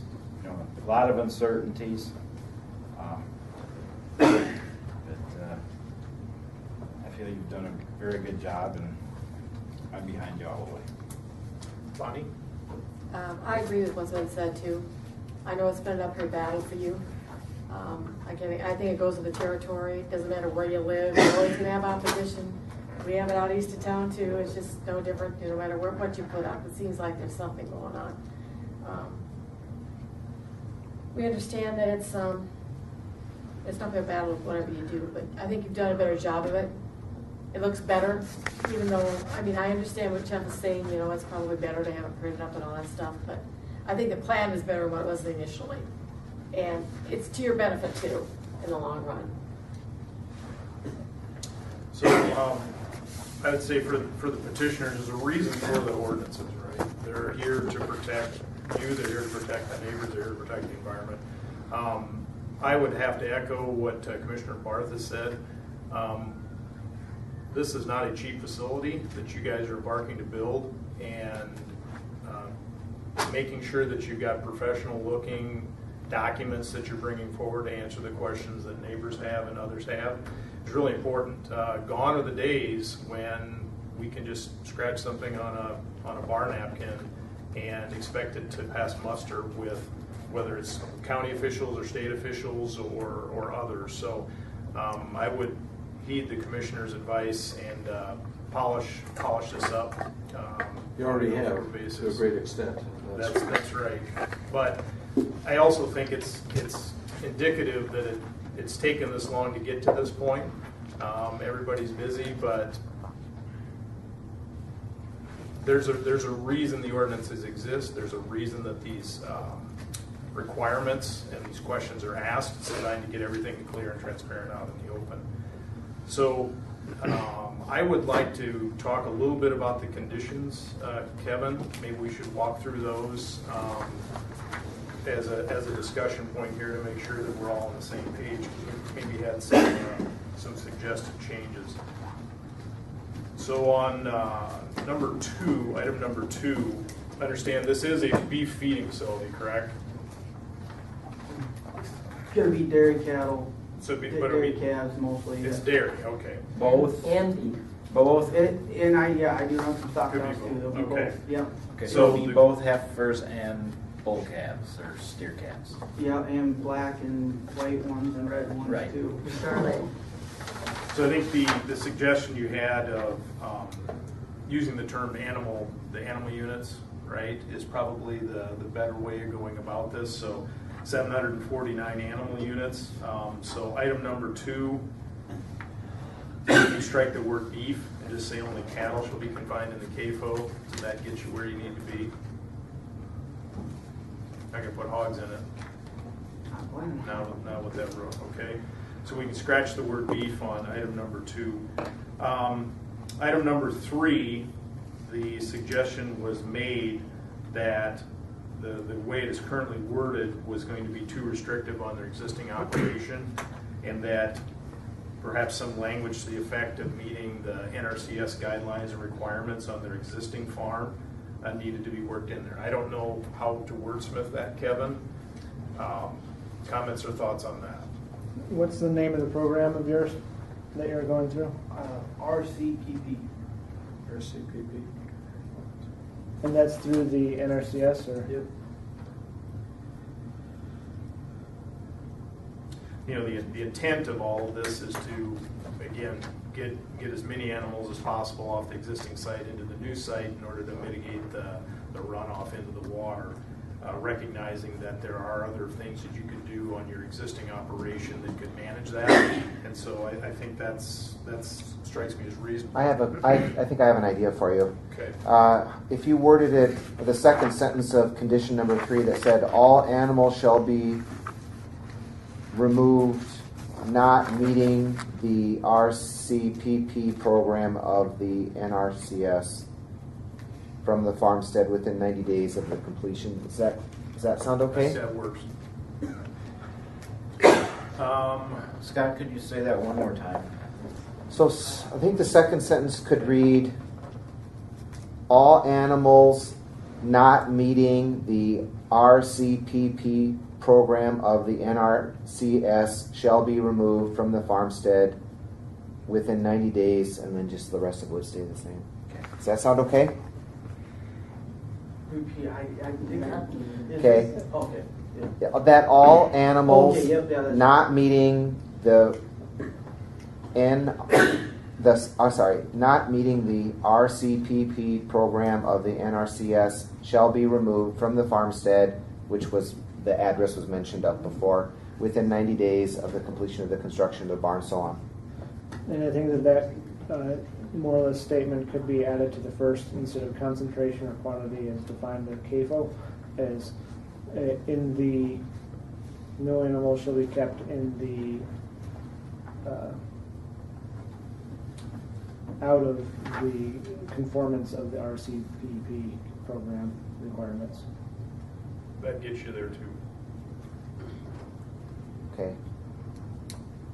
I'm comfortable with the intent, right? Yeah. Touched on the engineering piece.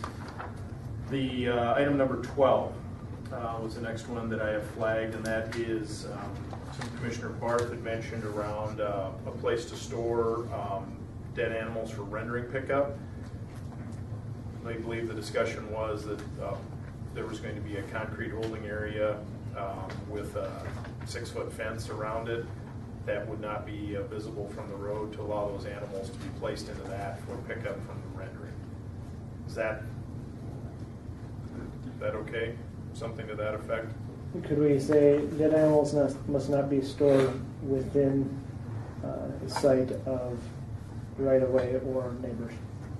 Dead animals must be stored in a enclosed concrete area with 50 feet away from the property line until pickup.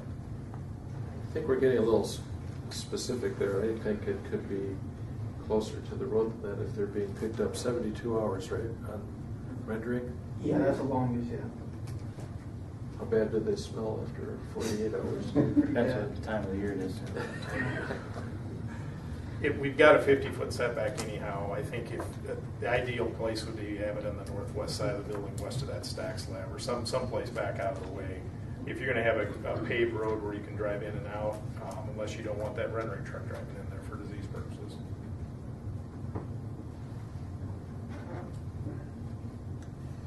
So, you know, the less distance he travels on my property, the better. Better. So, like I say, ideally I'd like it, you know, 15, 20 feet off from the right of way, off to the west side is where ideally I'd put it, up along the 7 feet off the fence line.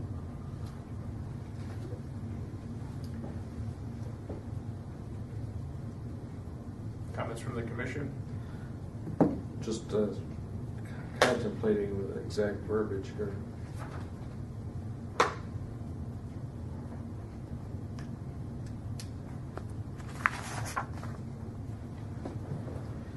About that second sentence there on item 12, just that dead animals shall be placed on a concrete slab with a 6-foot fence. Opaque fence, do I need to use opacity? Opaque. Dead animals will be placed on a concrete slab with a 6-foot opaque fence. And I'm willing to leave it out of there. You guys can pick the spot. But, you got that, Kevin? Then item number 13, the unmapped waterway should read east instead of west. And I think we should have a brief discussion of maybe additional item around the trees, understanding that a naturally ventilated barn, the trees have to be placed logically from an engineering standpoint to make sure the cattle don't get overheated. But like good fences make good neighbors, often some trees around, sometimes you just have a psychological effect more than anything else, as well as give you a bit of protection from the wind in the wintertime. So I would propose in item 17 that a tree planting plan in accordance with the engineering design of the building would be submitted as well. Is there a need to put a time frame on that? Within 2 years of construction? Something to that effect?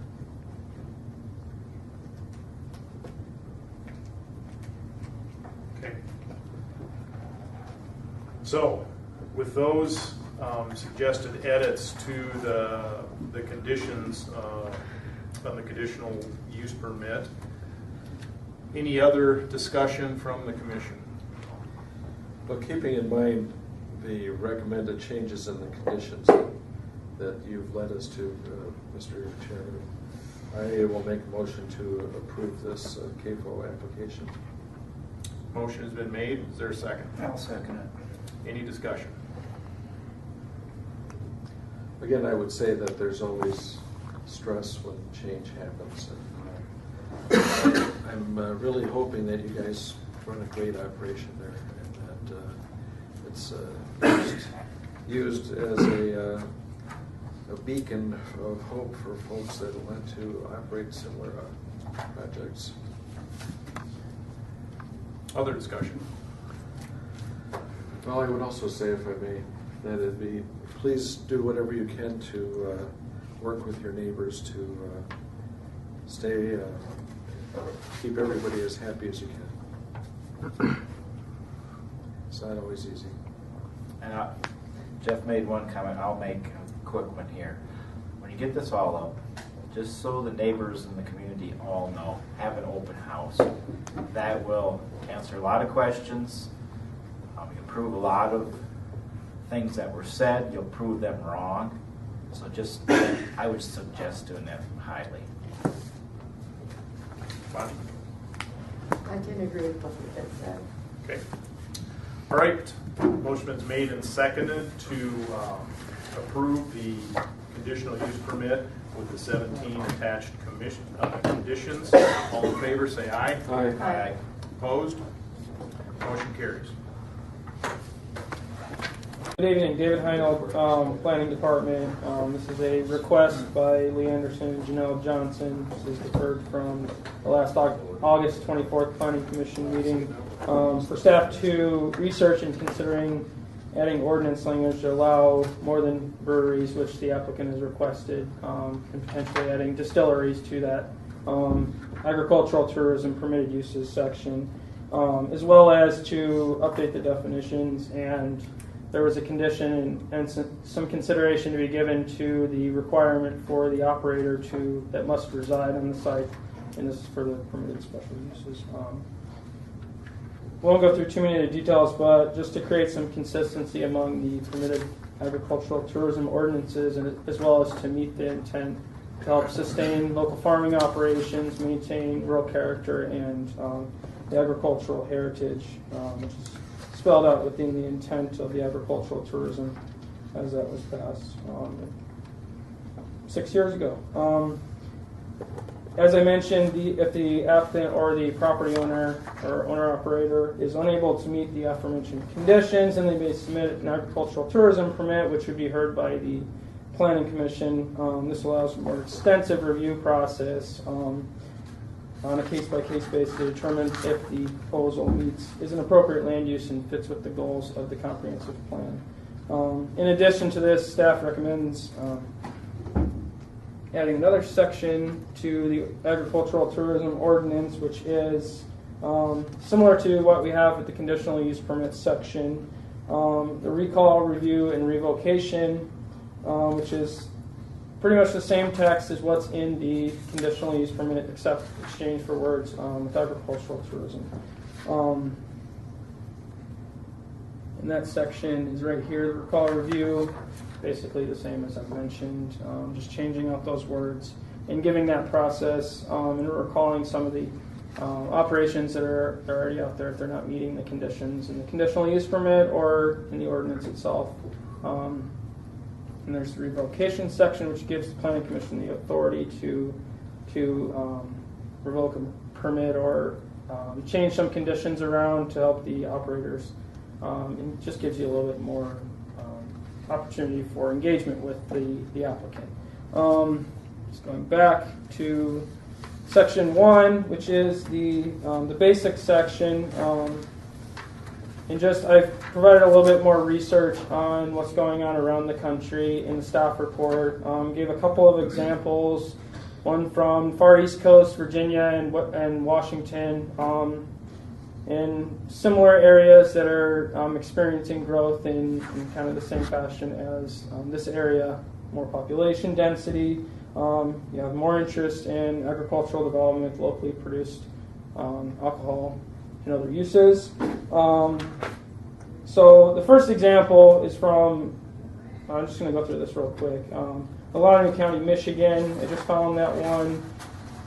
Most of the other ones, they specifically allow processing facilities, but there's some things in there that they're there are similar requirements as our agricultural tourism ordinance, things like food sales, retail, seating capacity, types of food service lighting, alcoholic beverage sales and special events and or activities, and then you have the minimum acreage requirement for crops grown on site.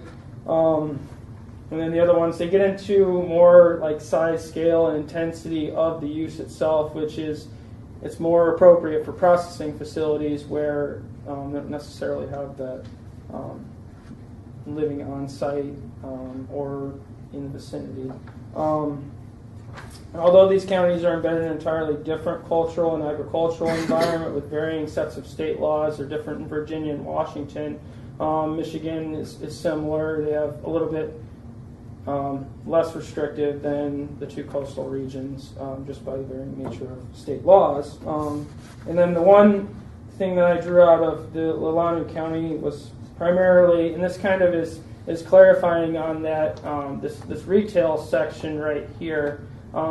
We have the tasting room for sampling of beer or liquor and other beverages made by the brewery or distillery, and adding a section to that the retail area may sell locally produced beer, liquor, and other beverages made at said facility or from local producers, which local producers in other regions, it's defined as being from the region. So that could be whether that's from Nebraska, Minnesota, or neighboring states. It's supporting that, sustaining a local farming operations, and meets the intent, staff believes, of the ordinance itself, what we have already on the books, which is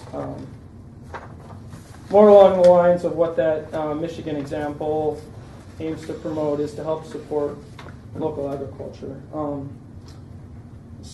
really, I think the disparity between the two ordinance requirements suggests the vast differences in types of climates that exist. You may have, so the acreage requirements, some of them have 2 acres. I think it's more appropriate to keep that at the 1 acre requirement that it's already set at. So in addition to the addition of these similar guidelines to wineries, breweries, and distilleries, everything that you see in this section right here would be applied to the other sections in a similar language, just to keep that consistency among the permitted uses, is to help promote the intent of the agricultural tourism ordinance. Staff is proposing these additional stipulations for special permitted agricultural tourism uses with regard to unintended consequences, other uses that may come about. There's other beverages being provided. We understand that from a business perspective, you may want to offer things like Coke, Pepsi, and other things, or other beverages to your clientele, which may be sold complimentary to the wine, beer, or other spirits produced on site.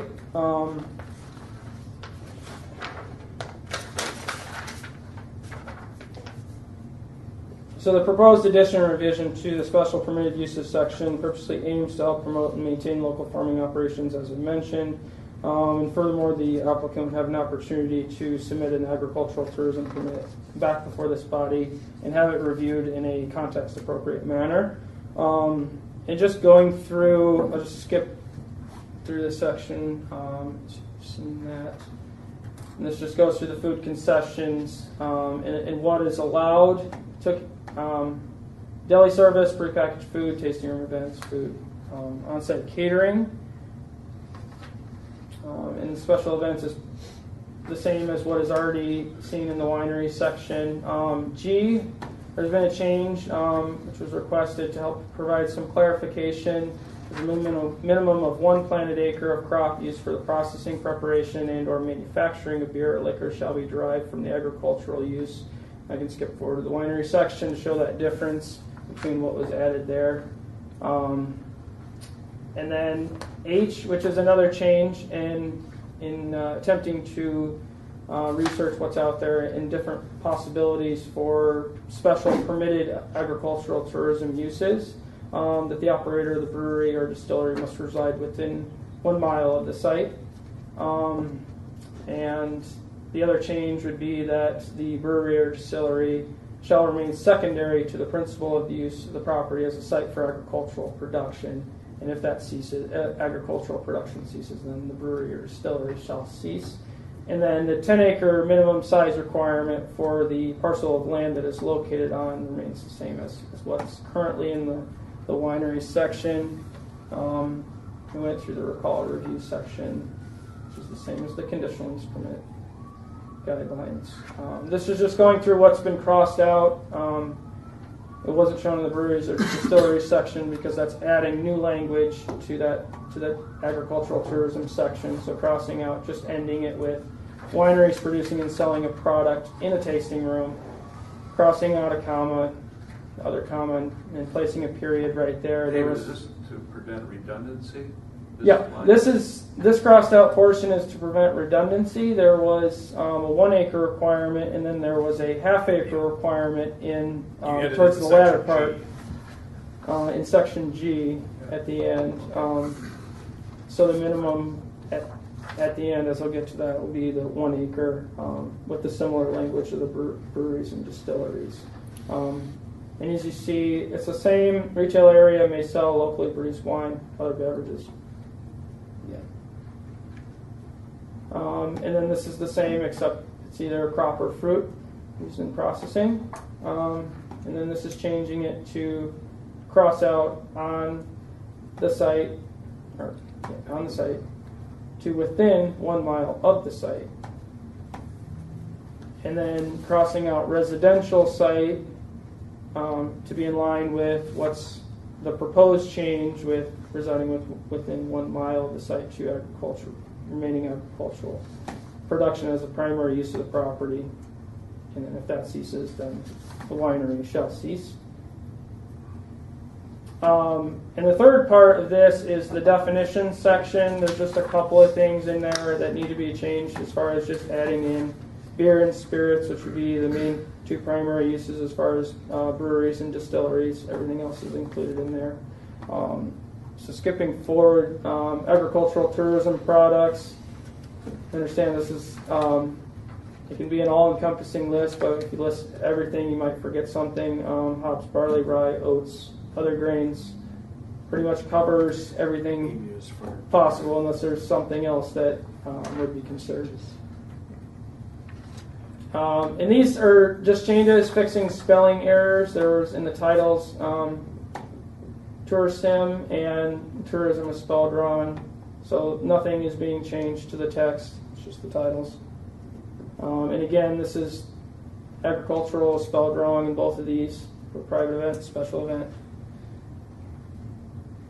Recreation facility, this is was in the wrong spot in the definition section in the alphabetical order.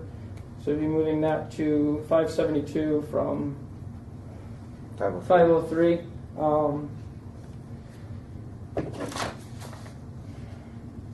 So just getting back to this, the comprehensive plan recommends that agricultural lands have a definite public value as open space, and the preservation and agricultural production of such lands constitutes an important physical, social, aesthetic, and economic asset. This goal can be achieved through sustainable use and management of productive landscapes, as well as maintaining economic links to the value of rural land other than land development uses. These guidelines are critical to ensuring that all agricultural tourism uses remain secondary to the principal use of the land for agriculture.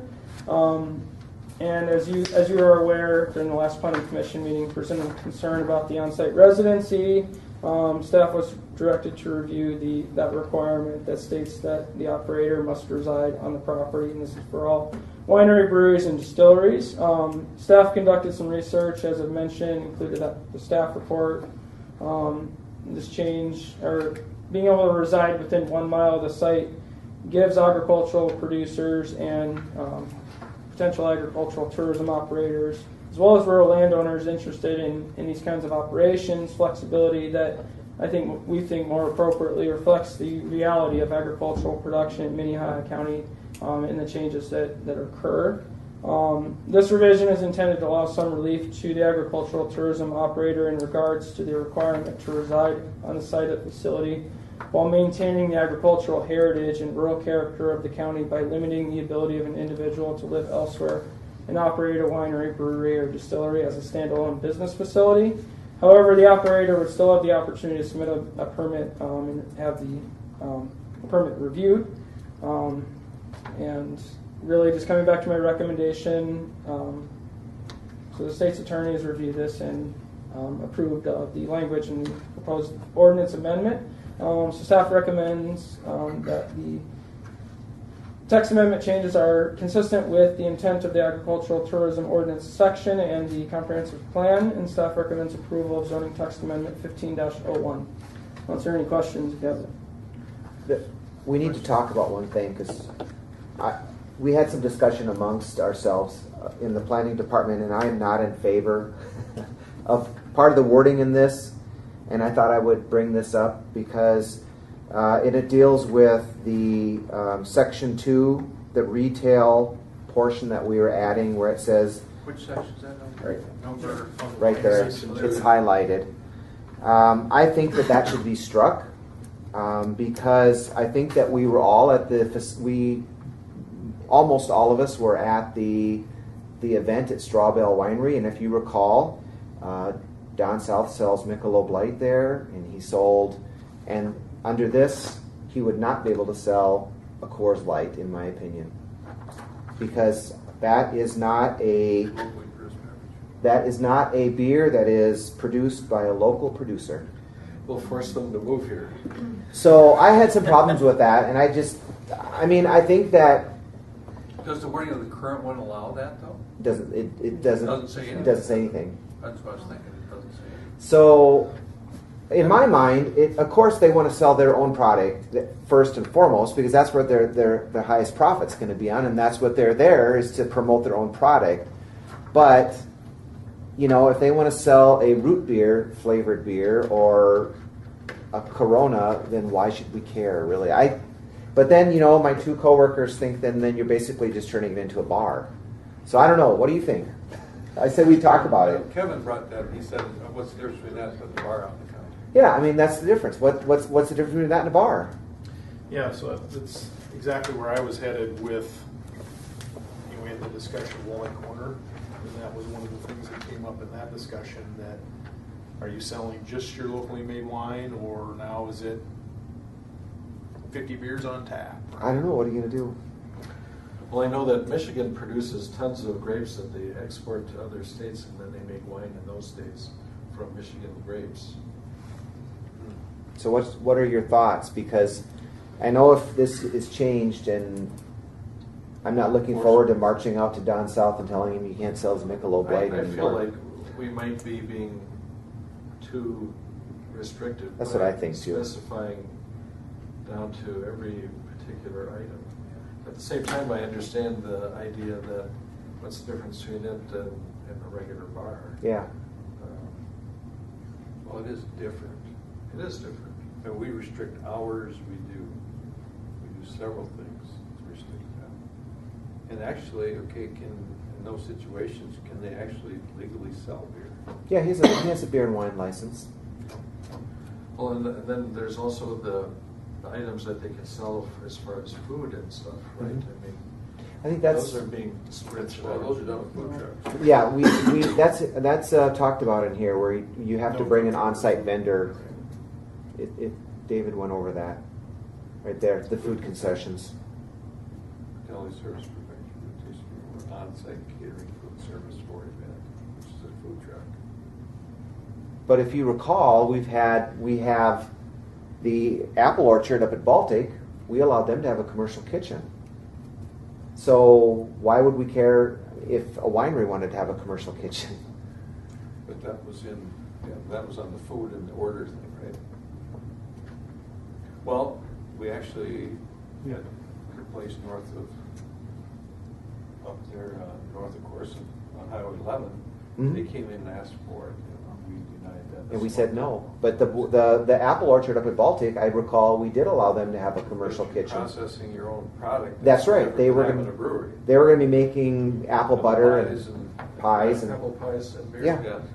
So that's, to me, that's for the process. I know, but I know the lines get pretty. I do. They do. They get, and I'm the one that has to enforce them, or we have to enforce them, and you get people that come in and say, well, but the apple orchard up in Baltic, they have one, and why can't I have one? So. Because you're not producing any product. Well, we'll tell them. But And when you are so specific, then you might. Well, it doesn't say I can't sell tapioca pudding. You know. Mm-hmm. I mean, how specific should we be in an ordinance? Well, if we go with the chairman's thought that because there's a raft of other restrictions around these facilities, right? Mm-hmm. Hours of operation, the food, how many events they can have, how many people they can have, oversight. I guess I would support striking that language in section 2(1)(c), that last line that's underlined, and just remove it completely. one more. Section 2(1)(c). So the retail area may sell locally produced wine and other beverages made at site. Strike that. And non-prepared foods, period. May I interject at least some of our comments about it? I guess one of our arguments for the keeping it in is that this is for a permitted special use. If a provision in this permitted special use is not attainable or not doable, such as in the currently you have to have 10 acres of land, well, if you have 7 acres, you can still have a winery, ag tourism, but then you have to come in front of the board. If somebody wants to use this and use and sell Coors Light or whatever they want to do outside of the locally produced, they'd come in front of the board, and the neighbors can say why that doesn't make sense, or okay, that's okay. And that's, I guess, my interjection. That's the other option you have. Is that So if you leave it in, you it's leave it forced in. to come. If they want to sell Coors Light, they can, but they have to come to you guys to do so. Even though they've got the beer license? Because if you leave this language in, they can't sell anything but locally produced. Yeah. And it's there to support the They're there locally as ag produced tourism. as part of the permitted special use of ag tourism. So, yeah, that's your other option. So you have two options: strike it, or you leave it in there. And if someone does want to sell Coors Light or Corona, they're going to have to come to you. A special condition. Yeah, So then they're they're. leaving it in there with a wink, kind of. I didn't write it. I just. Yeah, you get a pretty gray area. Yeah, very great. Well. That's why I like to say if you leave it out, it's not subjective. You can always react if it becomes an abused thing. You know, and I'm sure that in this last year, there's been 1,000 people out at the Strawbell Winery. I'm just picking that facility. I have no one has yet called me and said, I'm offended that facility sells Corona. I mean, I don't know if he does or not, but I know he sells other stuff that isn't. No one cares. So if it's not a big issue now, why? I think we strike it and wait for a problem to happen. It can always be modified. Yeah. Okay. Because that was Do the you have a only motion to do that? You can just tell us, This we'll is take it out. preliminary- This is preliminary stuff right now, isn't it? No. If you tell us so, First you don't. reading. Well, this is going to be the hearing in front of your board now. Whatever action you take tonight will take forth to the county commission. I would make a motion to strike that underlined section in 2(1)(c). Okay, there's a second to that? Second. All in favor, signify by saying aye. Aye. Opposed, same sign. Okay, motion. Is there a residential thing too restrictive? Within 1 mile? Within 1 mile. You know, that's another hard one, because really they should be in the proximity. And like I say, just say 1 mile. Well, that's a little, maybe it's a mile and a quarter. You know, but that gives us some, but then you can allow for that. It's within reason. Think about where people go to work, though. I mean, you may go to work at Gage Brothers, but live in Brandon. I know I talked to Kevin about this, and that's when he brought up this bar in the country thing. which makes sense, but I'm thinking, okay, but I'm in the ag area, I can put up 2 grain bins, a machine shed, and live in town and farm. You Well, can why live in can't I have Rochester, Minnesota. a winery out in the country with a bunch of grapes and have a winery? I think that the issue, it comes down, maybe bring back the CAFO discussion, is that people always like it, if something has a potential being a nuisance, they like to know that the person that's running it's living there, whether it's a hog barn or a cattle barn or a dairy barn or a winery. They like to know that they're somehow in the community and they're not having the noise or the consternation, or in this case, the odor, and I'm living 20 miles away.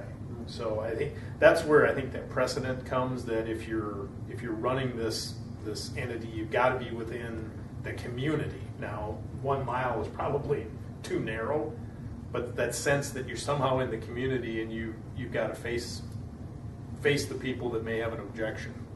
Well, and I think that you also need to be cognizant of the fact that, as opposed to a CAFO, you're dealing with something that, you know, will intoxicate you. And I think there's a huge attractive nuisance to teenagers, you know, to get, I mean, I just think that you're going to, if people know that there's beer, wine, spirits being made someplace, and there's no one living there. Who's carding them? Yeah. I mean, you not. I mean, I think you have someone that can sneak in there at 1 o'clock just for fun, and you know, like anhydrous ammonia. Yeah, they'll. Yeah. Another issue. So the question is, do we need that? Do we need that restriction? 1 mile. 1 mile? Should it be 5 miles? That's up to you. Should it be I don't. all? We went from living on the site to now living in proximity. And once again, if they want to live in Sioux Falls, they can come back for their agricultural permit to you and ask for that to be varied. But the other thing, my only off-the-wall thought on that is, okay, if I've got a brewery, well, does that mean I get a housing eligibility? I mean, you can hear all kinds of people where the answer's no, unless you bought it from an existing place. And I need a 5,600 square foot winery building to store my beer delivery trucks in. But I like the mile restriction. I think that's probably fine to start with. You know, how many more of these we're going to have? I mean, most all of them do it on site. The vast majority, are on site. Yeah, we can always change it later. So let's leave it. I kind of like within a mile. It gives them a little more flexibility, and yet kind of. Sometimes, like say, I've got a quarter of land. Well, the winery should be on the other end. Half mile down the road. That'd be better access to the highway or something. You'd be limited. Okay. Any other? So, yes, David. if I may, so 7C, the last sentence, retail area, it's under breweries and distilleries. Did you want that? You'd have to match also that there. so you're consistent from winery to distillery. And then, Is that the half acre? no, that's the retail section. C. Make sure you have Which matches this. Yeah, we'd have to Sure. You have to strike that. Consistency. strike that too then. Yes. And then under 7H, it says the owner of the brewery or distillery. It should say the operator. Operator. Yeah. It's the same as the winery section. Owner, operator?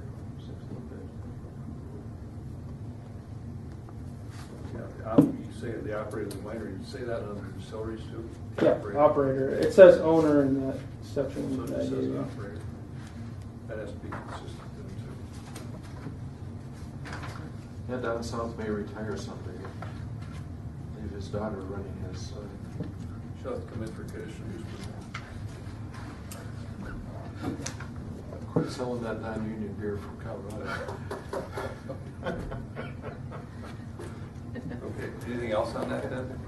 Clarification we need to? No, besides there's a change in the numbering for wineries. There was 2 G's in there. I don't know if you saw them. Yes. Fix that, HIJ, and then operator of the winery must reside within 1 mile of the site.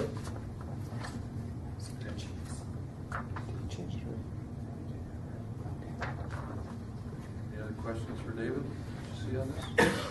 This all matches up with South Dakota Yeah, Code no. law. Yeah. The state's attorney. There isn't too extensive of the state law for breweries. You still have to go through the licensing requirements, which the applicant is well aware. We tried to add cideries, but state law does not allow them.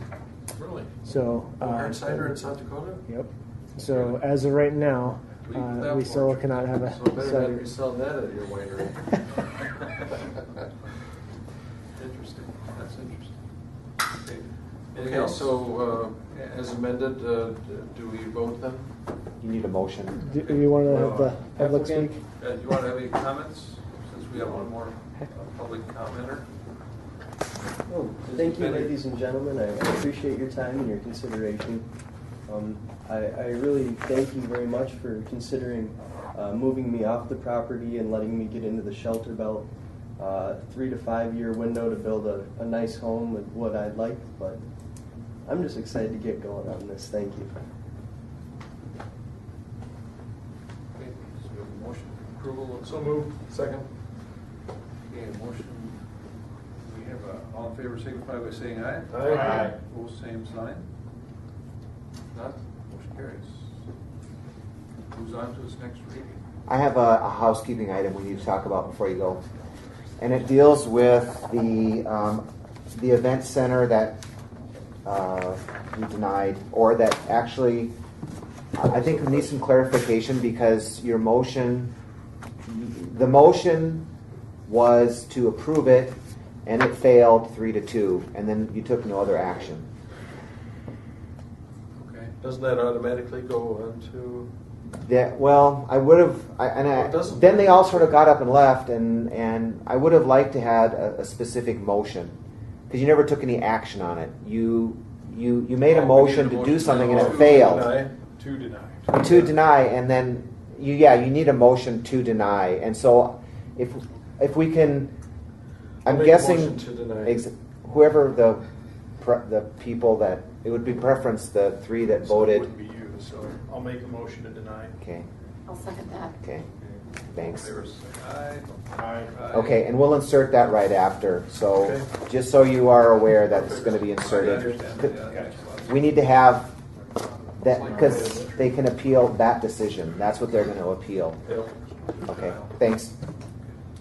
I should have caught that right away and I Anything else didn't. new and interesting? No. We're talking about that before we leave. Unrelated. We're adjourned.